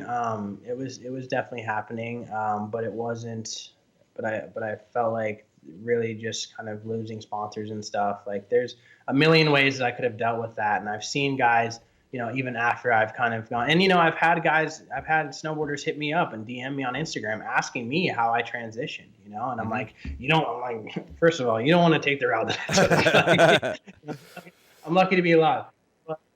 But I have seen some guys transition really gracefully, like your Eddie Wall and people like that, who have been able to sort of, and I kind of, in my mind, I just figured, I've been snowboarding for 12 years. Someone will like give me a job, but if there's no action behind it, like you're not going to create anything for yourself. And I think that's where, maybe I felt somewhat like entitled that snowboarding owed me something when really like no one owed me anything. Like those contracts ending and, those conversations with team managers and companies, like it's at the end of the day, like it's business, and I understand that. And that's the risk that you take, you're independently contracted as a snowboarder with these companies. You're not a W-2 employee. You're not, protected. You don't have benefits. Like there's risk involved, not only with the snowboarding aspect, the physical aspect of it, but with the business side of it too. Like, and if there's anything that I can urge anyone that's listening who is a snowboarder, have a plan B. You know what I'm saying? Like have something else that you're interested in, whether it's within, if it's within the industry, take classes online and get a business degree, get some type of qualification to go work at, get a marketing degree, graphic design, whatever, be qualified and, to have in your arsenal, as well as having the length of being a pro snowboarder to do it. Cause I didn't have any qualifications. I came out of snowboarding and was like, damn, I'm not good at anything else. Yeah. That was my thing. Like, I'm not good at anything else. I don't know what I'm going to do. This is all I've ever done since I was 6. I see that as kind of a problem today, as well as your generation, which is like to become like a top ranked pro, right? You really have to be all in from like before you're 10 almost, maybe before you're 10, right? And so therefore the entire world of your life experience revolves around snowboarding and going to these locations and basically snowboarding. But when you come to the end of that, and it is inevitable, unless you're like Terrier, Gooch, right? You could Jamie Lee, I mean, you can count them all on one hand, right? The guys who are actually going to make like a life off of being a professional athlete. And so, I guess that, I mean, here's really what I want to get at is like, I've been talking about for a couple of years about pro athlete syndrome, which is like the higher you fly, the harder you splat. And you might be a case study in this, which is like, I think you and Danny Cass both had a hard time at the end of those deals. And those were some of the most lucrative deals in the history of the sport. And so it's like, first of all, how do you address that? And is that something real, or is that something that I'm just seeing? Or, I mean, what do you have to say about that? No, it's real. And Danny and me have been Danny and me have been close ever. I mean, he's not only someone that I've always looked up to, but, to become really tight and really good friends and travel the world with someone that you looked up to your entire childhood is pretty dope for me. So Danny Cass is one of those people that's always been such a staple and such an influential person in my life, not only with his snowboarding, but with Grenade, that whole crew, Dingo, Lane, all those guys. I mean, and living in Mammoth at that time, I just looked up to those guys so much. So me and Danny didn't really get to connect on the demise that we were both going through, but like, I know that we were both going through it at the same time. And we have reconnected since then, because he lives in Florida, I think part of the time, like a couple hours away from me actually. But it's real. It's definitely real. I kind of like wonder, like, who's it going to happen to next? Like, when's that next phone call or DM coming? Because obviously, with my, I have been somewhat transparent on social media about my sobriety and about my transition. And, I think I was so embarrassed about it for so long that I felt like I owed it to myself. And, if I could just help one person, you know what I'm saying, get something out of my experience, that at least opens the lane to be a leaf for someone to reach out to. And like, I have had people reach out to me, and, it took me a long time to find something else I was passionate about. It wasn't an overnight deal. And, part of that is, for me, was getting my life together and getting sober. And for someone else, it may be something else, school or a relationship or something else might be that defining moment. But I feel like there is a common theme with athletes going broke. Like, I don't really not just in like snowboarding, but in sports, there's others, there's other sports that it happens and stuff too. I mean, you had some pretty heady highs as far as the snowboarding career goes. You went to the Olympics, you were making, sounds like $500,000 a year or something. But fast forward a bunch of years, they say that people who have issues with addiction, there comes this like point, this what they call rock bottom. What was your rock bottom? My bottom was, it was kind of, I had a couple bottoms. I lost a relationship due to my alcoholism. And, we're still friends today, which is cool and, amicable. But, that I say that relationship died an alcoholic death, like it was too late by the time that I got my shit together. That was a pretty, big consequence of my drinking. Obviously, like I mentioned, my health. Anyone that really cared about me that I was in touch with, I pretty much pushed every single person away that really gave a shit about me. And to get to that final straw was really like not straight out of the TV show per se, but it was an intervention with my parents, and Really? I was struggling. I was like in Mammoth, like demoing a bathroom for my dad. He was paying me $20 an hour in cash. Like I was sleeping in my little brother's room, like just like off my head. My dad, I told my dad like I wasn't drinking and I wasn't doing drugs at the time, but like I was. And so I was obviously the dishonesty factor there that, I mean, how much were you drinking? How much drugs were you doing? I mean, every day. I mean, I was getting loaded every day, and whatever it was, I mean, that I had cocaine, ecstasy, ketamine, whatever I could, get my hands on that wasn't in a needle. I wasn't doing like meth or anything like that. I like to party drugs, So But is this you partying with other people, or is this you kind of out by yourself, being like, I don't share? I was maybe partying with other people, but maybe they weren't partying with me. Like, if that makes sense. Like maybe I would see people out, you know what I mean? But they wouldn't really know that I was kind of solo flying. Like, I definitely I went and saw a couple of my friends in LA kind of a couple of weeks before I went to rehab, and like they could definitely see that I was like on a bad one, And, like these are dudes I rage with, So for them to kind of be hesitant to see where I was at looking back, I'm like, damn, like I was really, because you were like, those are the party dudes, and you're like, they're looking at me like I'm the party dude. Yeah, for sure. So like I was going through all this stuff, personally, and I really thought that like, oh, I just have relationship problems. Like I need to go see my mom. And so I flew out to South Carolina. My stepdad was like, dude, why don't you just come out? Like you haven't seen us in like 9 months. Like come visit, come to the beach, like just get away from California and just come here and come chill. And I'm like, oh, it's music to my ears. I haven't seen my mom. Like it's going to be so good to see them, whatever. So I flew out here. What I didn't really put together at the time was that my stepdad only bought me a one-way ticket here.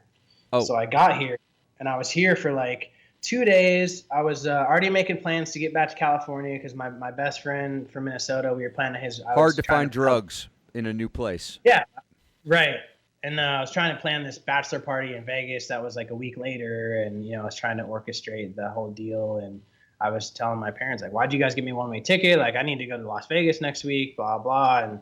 So they, they sat me down, and they, my stepdad was like, we need to talk, and they wouldn't mind me sharing this and breaking their anonymity because, my stepdad's been sober almost 33 years, and my mom got sober when I was 4 months old. So their drug addiction and alcoholism runs very deep in my family. I have some people in my family that are sober. I have some people in my family that aren't sober.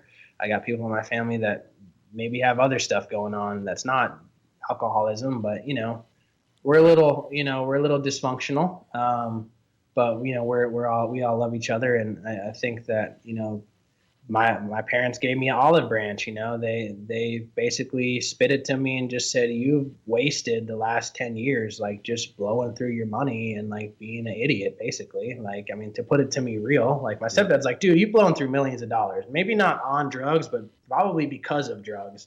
You're buying cars, you're moving here, you're moving there, going on trips here. Like have not been smart with your money.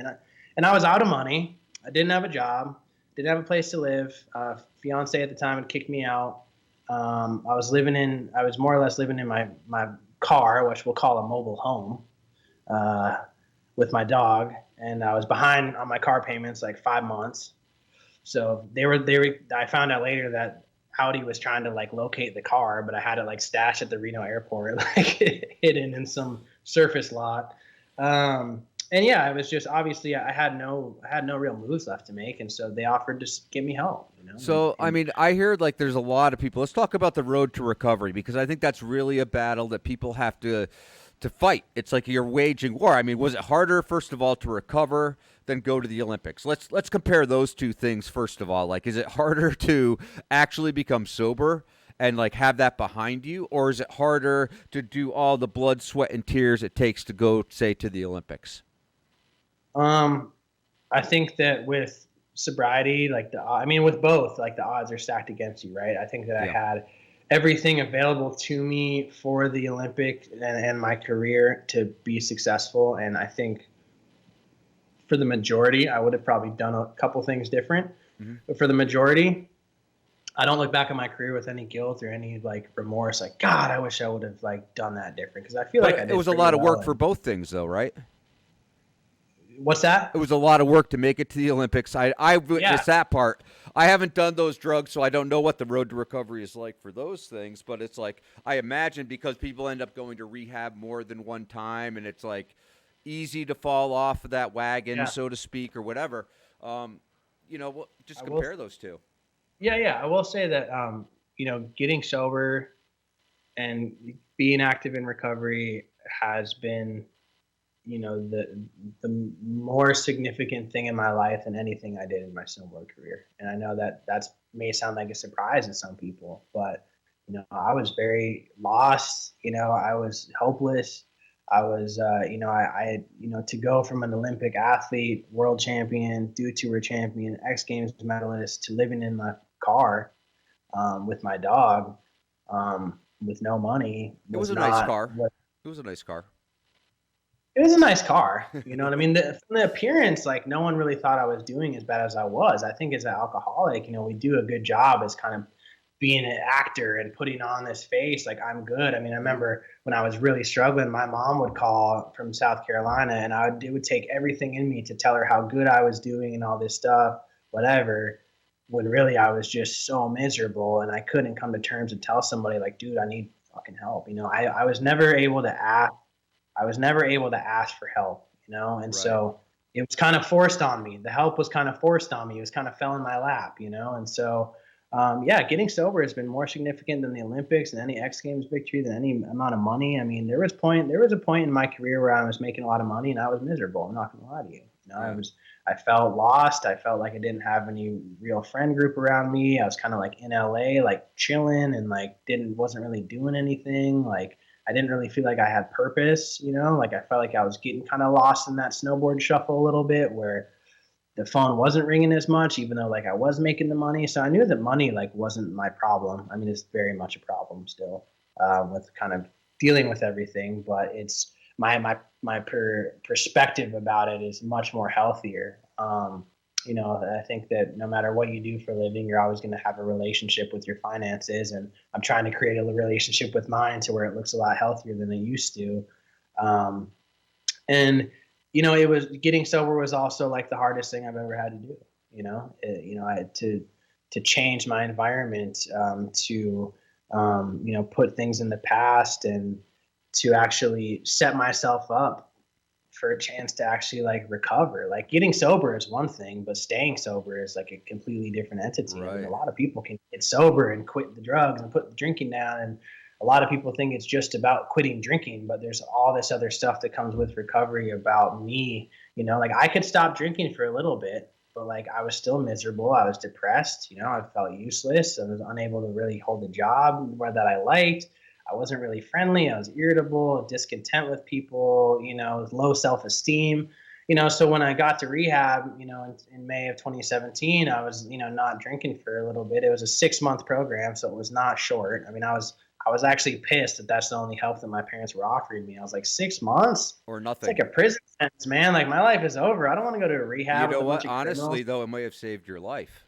Right? It did, man. It did. And to be honest with you, I had like the best summer I've ever had in rehab. Like it was so fun. Like it sounds weird to say like I had the best summer I've had in rehab, considering all the times I got to go to like New Zealand and Mount Hood and all these places in the summer. Like I had a freaking blast. Right. But I was like a month sober and I was like still miserable. I was like, I'm a piece of shit. I'm depressed. Like I ruined everything.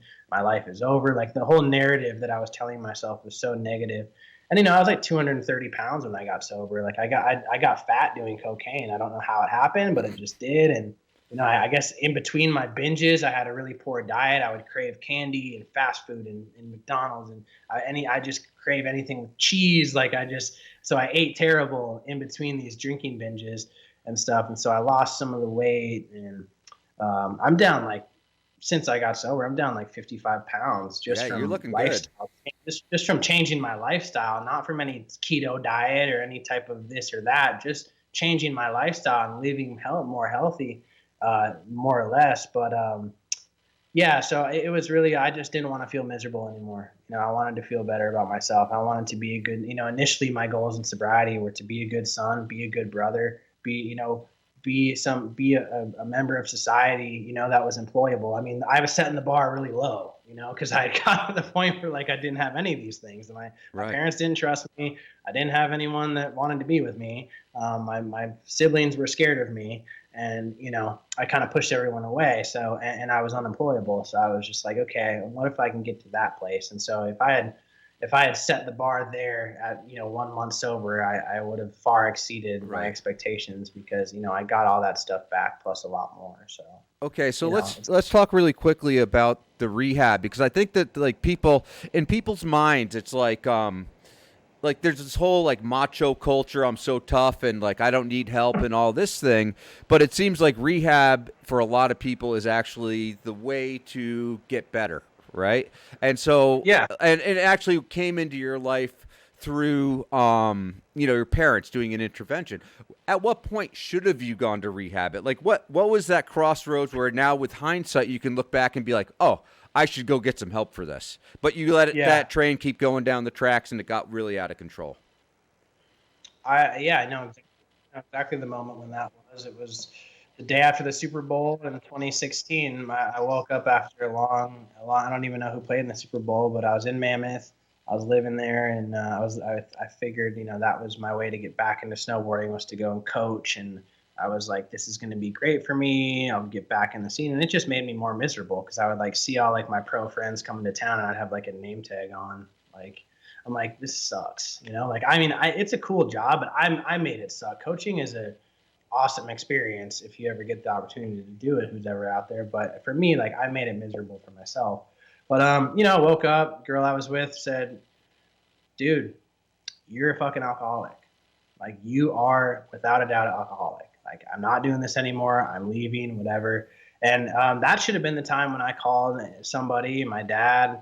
Obviously, I had a lot of people in my family that were worried about me for a long time. And I kept drinking.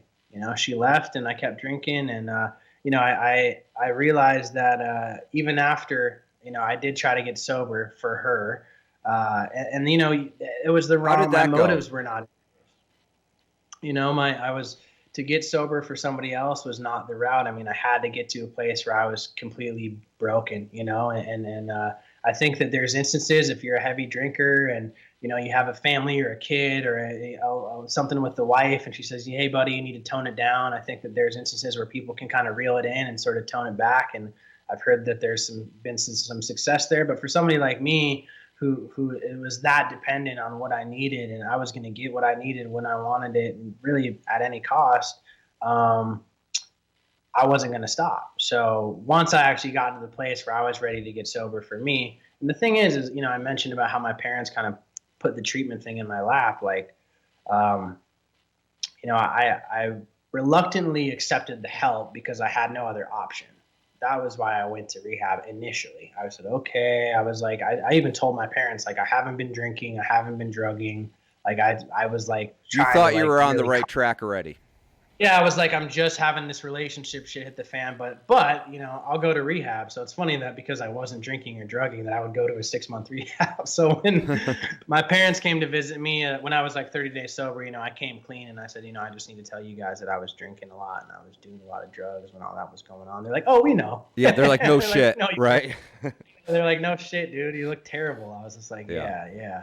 But yeah, to actually get the help, it is I didn't realize how big of an ego I had. I didn't realize how dishonest I had been. I didn't realize how manipulative I had been. I don't know what kind of friend I had been. I mean, the last time that I had seen the Friends crew, we went on a trip to Sayulita in Mexico for like 5 days, and I was blacked out the entire time. I was going down in the town buying cocaine from sketchy people. I mean, they were like, it was weird because I felt like, I was like, why doesn't this feel like a normal Friends trip, like whatever? But it's probably like I was the X factor, most certainly. Like, I'm sure that I was overshooting the mark like that whole trip. They're all going, Eric and Scotty and Danny and Kevin, they're all going surfing every day and whatever. And I was like just getting like loaded from sun up to sundown. So it was just 10 days. And those are like the last time that I've seen a lot of those guys in person.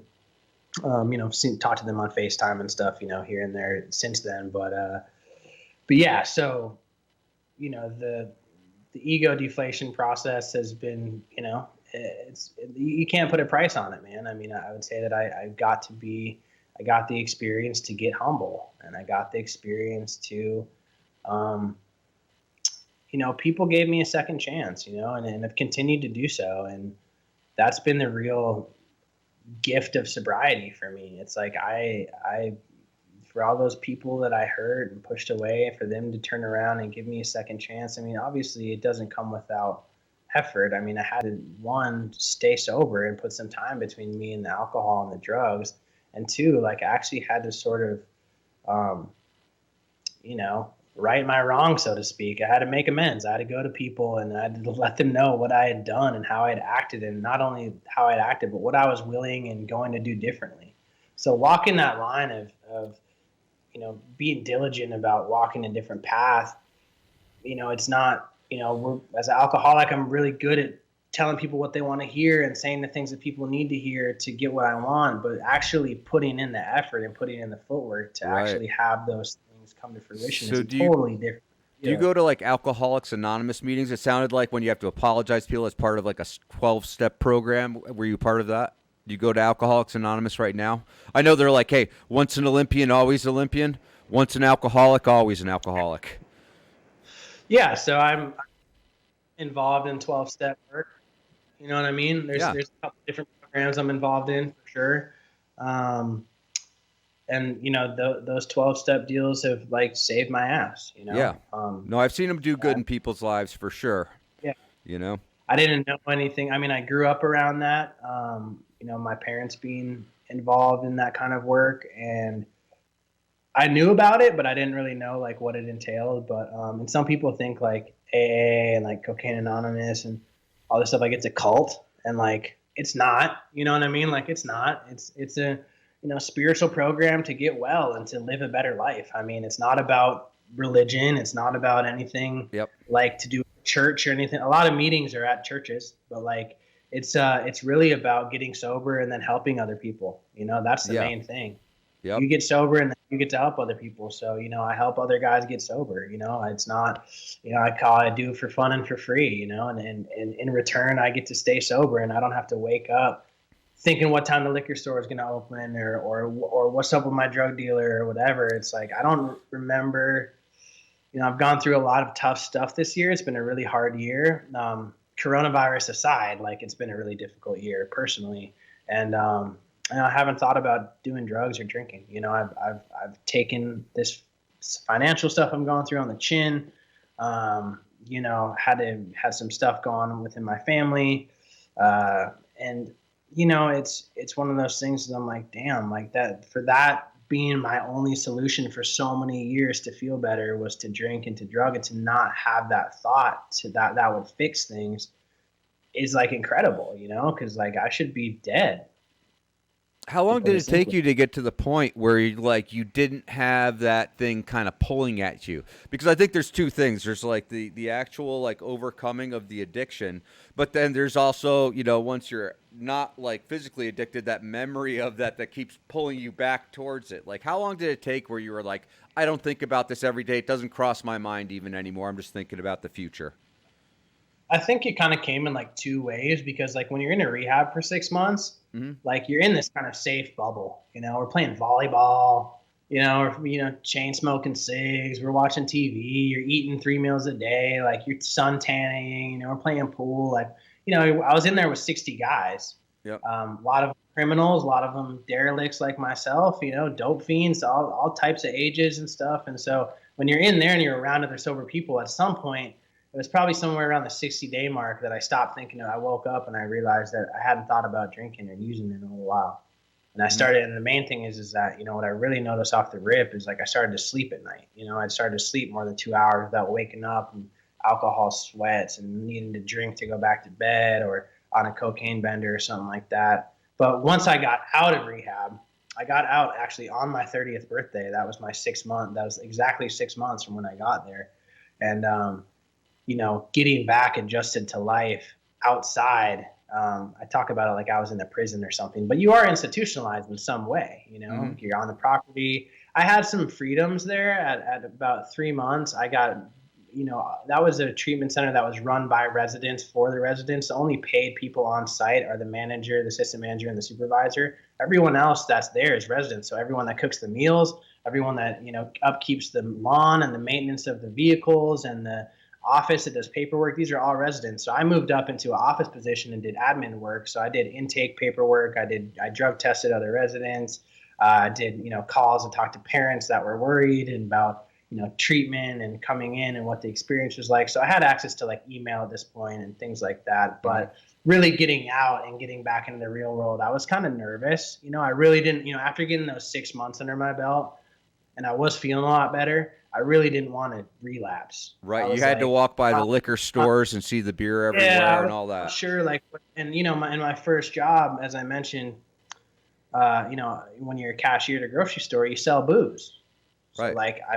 My first job, I'm like selling booze to people, and I'm like, I wonder if that's going to be like something that might set it off, like it might look good. But no, man, it was chill. Like, I spent about a month just like getting adjusted. I moved in with my parents for a little while, and they had watched my dog while I was in rehab. So I'm just so happy to have my dog back. I didn't have a car. I had about $1,000 to my name, and I was just so stoked to have like my Xbox and a dog, and the really most simple, basic, like strip it all down, like how grateful I was to just have this dumbest things, back in my life.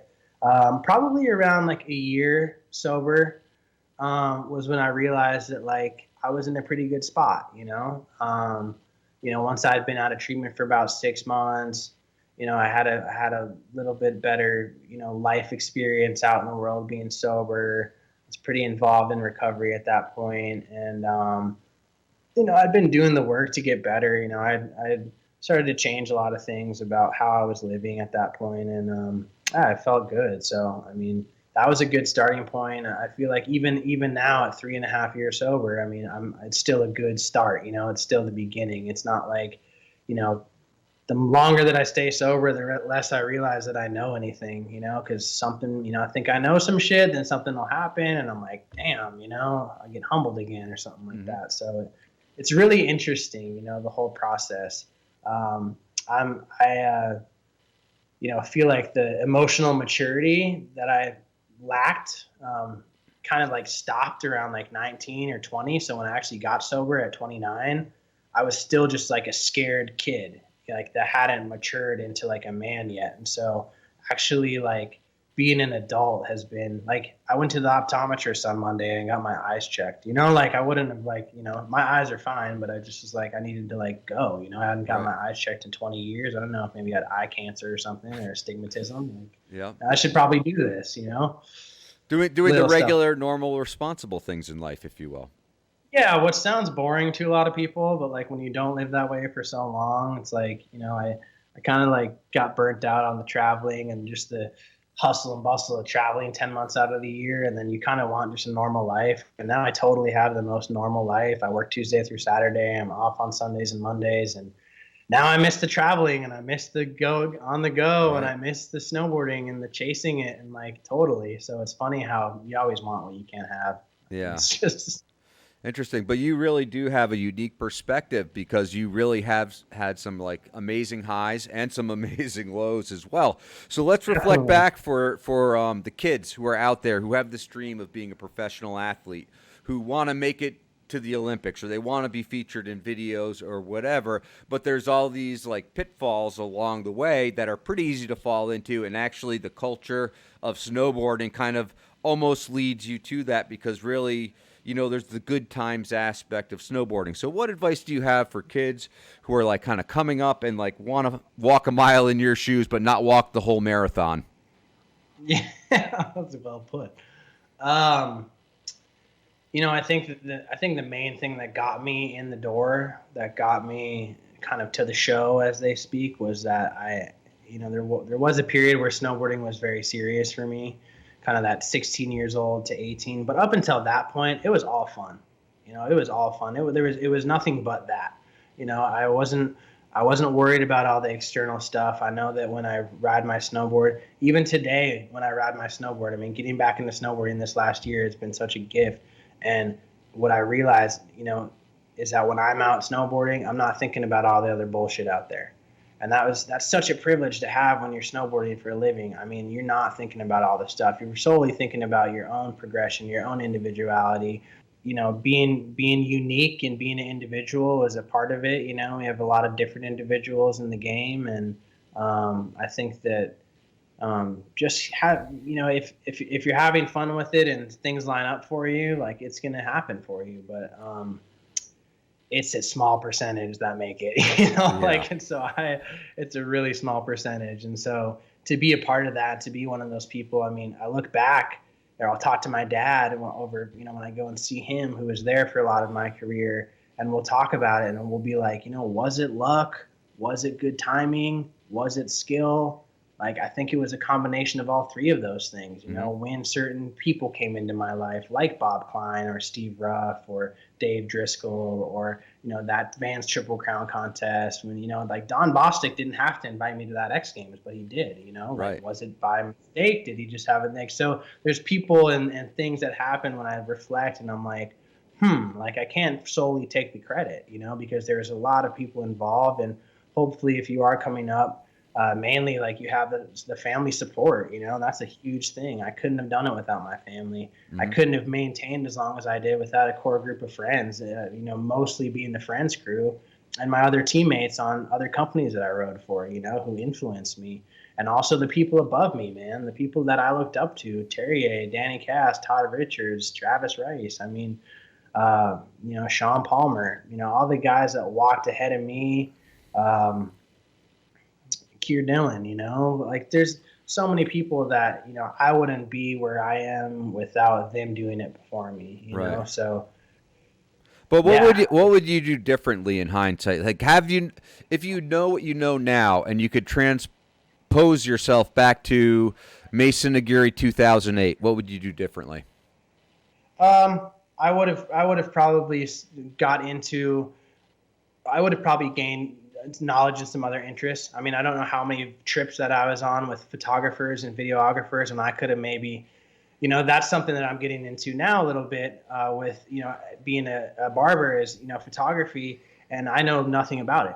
Luckily I have a couple clients that are photographers who are, going to help me out somewhat, but that's something that I could have taken an interest in that would have maybe given me a lane to get into. I mean, there's something that should take place along the road of I don't know him personally, but I saw a really cool thing that, like, Dew Tour featured. I think it was Dew Tour on Jesse Paul. Mm-hmm. He's the guy that I really like his snowboarding. I've never met him before. I think he's from Minnesota too. I'm not sure, but he was like had this kind of feature about how he lives in, like, LA, I think, but he's into all this other stuff. Like, he's into, like, shooting photos, and he goes and, like, volunteers at, like, a cat adoption place. And I just thought it was so cool that this guy who's so sick on a snowboard is, like, very expressive about his interest in other stuff, right? And not just pigeonhole himself just within snowboarding, which I think can work, but I think you have to have really awesome connections to be able to, like, create a job in the industry, Yeah.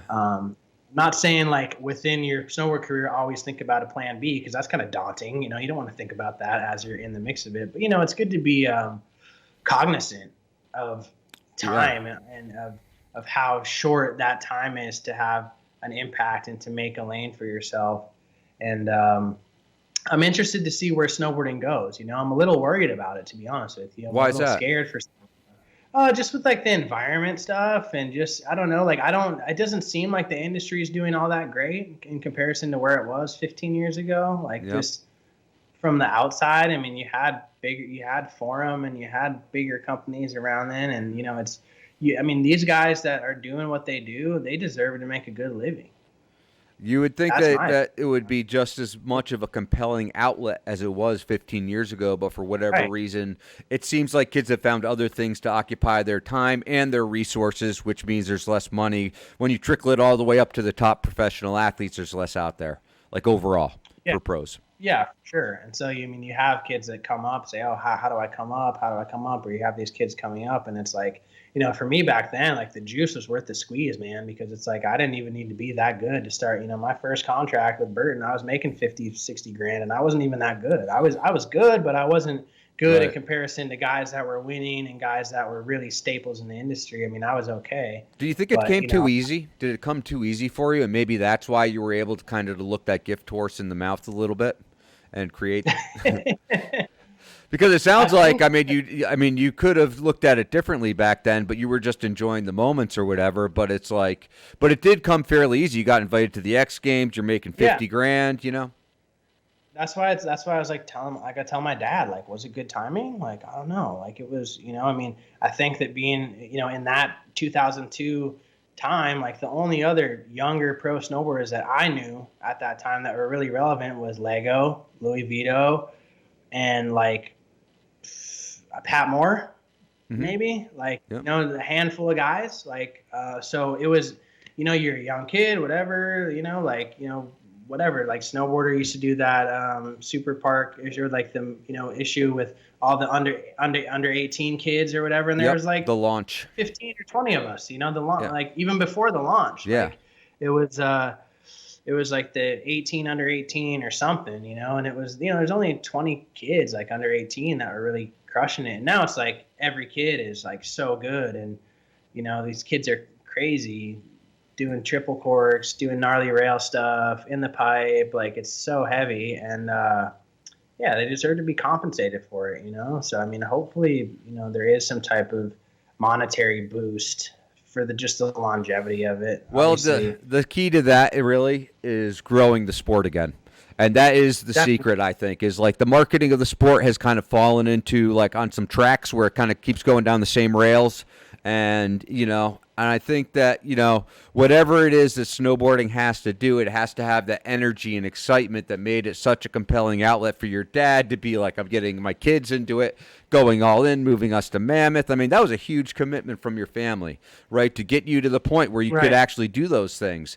And, I don't see those incentives really out there for the families of today, because it's like one kid might make, so like there's probably 10 kids, 20 people maybe in snowboarding making over 100 grand a year right now. So it's not the kind of thing you're going to be able to retire from. If anything, maybe it's distracting you from a regular career, and it's not going to build up a nest egg afterwards. You can be like, man, I had some of the best trips of my life, but maybe not like I'm going to retire and sit on a beach in Maui, Right. No, for sure. I think that, like, for instance, like my location, South Carolina, like I think since I've been here the last 3 years, like I'll meet, every now and then when I'm because, when I'm cutting hair, like the conversation gets brought up that I'm a snowboarder, because people ask, oh, how'd you move here? How'd you get into cutting hair? Oh, I used to snowboard professionally. I'm from California and grew up in Minnesota. Oh, tell me about that. I ski or I snowboard. A handful of people that my clients snowboard, or have been before. It's the accessibility, it's like some random kid in Compton with no money isn't going to have an outlet to get into snowboarding, like, and go to Mammoth with the gear and the all-wheel drive car and the 100 and however much lift tickets cost these days. A lot, it's kind of like snowboarding's a little bit, it's a dirtbag sport, but it's kind of like a rich kid sport too. Like you got to have money to get in the game, somewhat. There's very few people, like one of the biggest obstacles I would say to overcome is financial in terms of snowboarding. Like it just isn't 100%. Cheap any way you cut it. And sure, you could go to Replay Sports and buy yourself a board and teach yourself how to ride a golf course and then go ride street, and that doesn't cost anything. But really, it's like most people will go to a resort, have a season pass, get that 10,000 hours in or whatever to get to that level when they start riding street. It's not because you can ride for free doesn't mean that you do, Yeah, I paid for gear for the first time in my life this last year, and was stoked because one of the reps for Rome gave me a pro form, and Brian Cook at 32 gave me a pro form to get some outerwear and stuff, and I was so pumped to get shit discount. I got like a full setup for like under $500, so I was like super hyped. And then I connected with one of the guys that runs one of the resorts up in North Carolina.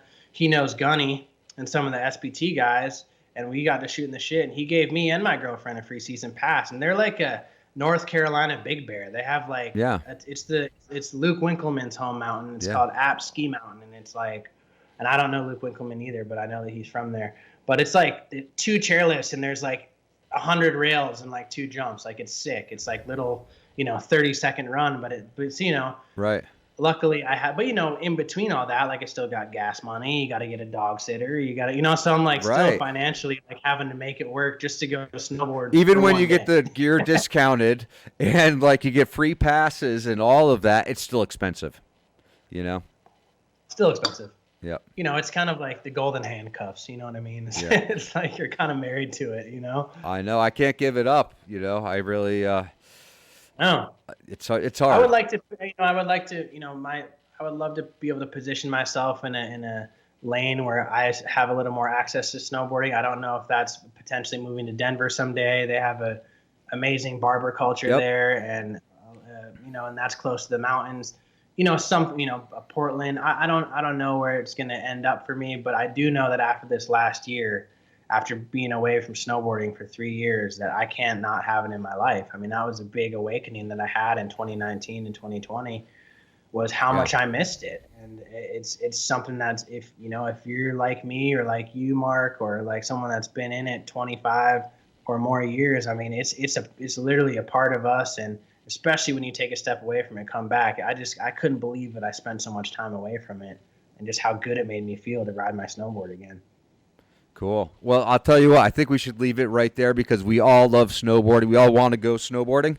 And, man, this has been such an enlightening conversation here, just as far as, like, I really learned more about you, but also just about what kind of struggles you've gone through as an individual, as a snowboarder.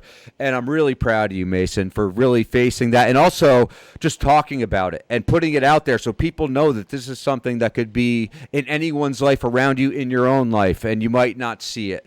And so, I think that I'm, first of all, really glad that you're cutting hair. Taught me how to get a good haircut anywhere. And also that, but to really, to face that head on and address that to the snowboarding public is I'm really grateful for that, Mason. So thank you. Thanks so much for the conversation, man. I really appreciate the opportunity. I'm glad we finally got to get on here. And, I'm super stoked to see you, and hopefully we'll get some turns in soon. So today I want to tell you about my personal experience with Cardiff Snowcraft boards. So about halfway through the season, last year, BJORN LEINES let me try out a Carbon Goat. And I gotta say, it was amazing. It features 2 performance characteristics that are at the opposite ends of the spectrum. It's both damp, meaning that it absorbs chatter, and it's also really lively. It wants to crack huge ollies right off the tail. It's pretty amazing. So anyone who would pick up the board, feel how light it was, I would be like, you gotta try this thing. It's amazing. Sure enough, everyone who tried it was like, where do I get one? Well, you can get one yourself at cardiffsnowcraft.com. You go there, you enter the coupon code, in all caps, the Snowboard Project 15. That's the Snowboard Project 15 in all caps. That gives you 15% off. It's going to be the cheapest way to get your hands on a Cardiff Snowcraft board. So go to cardiffsnow.com and check one out for yourself today.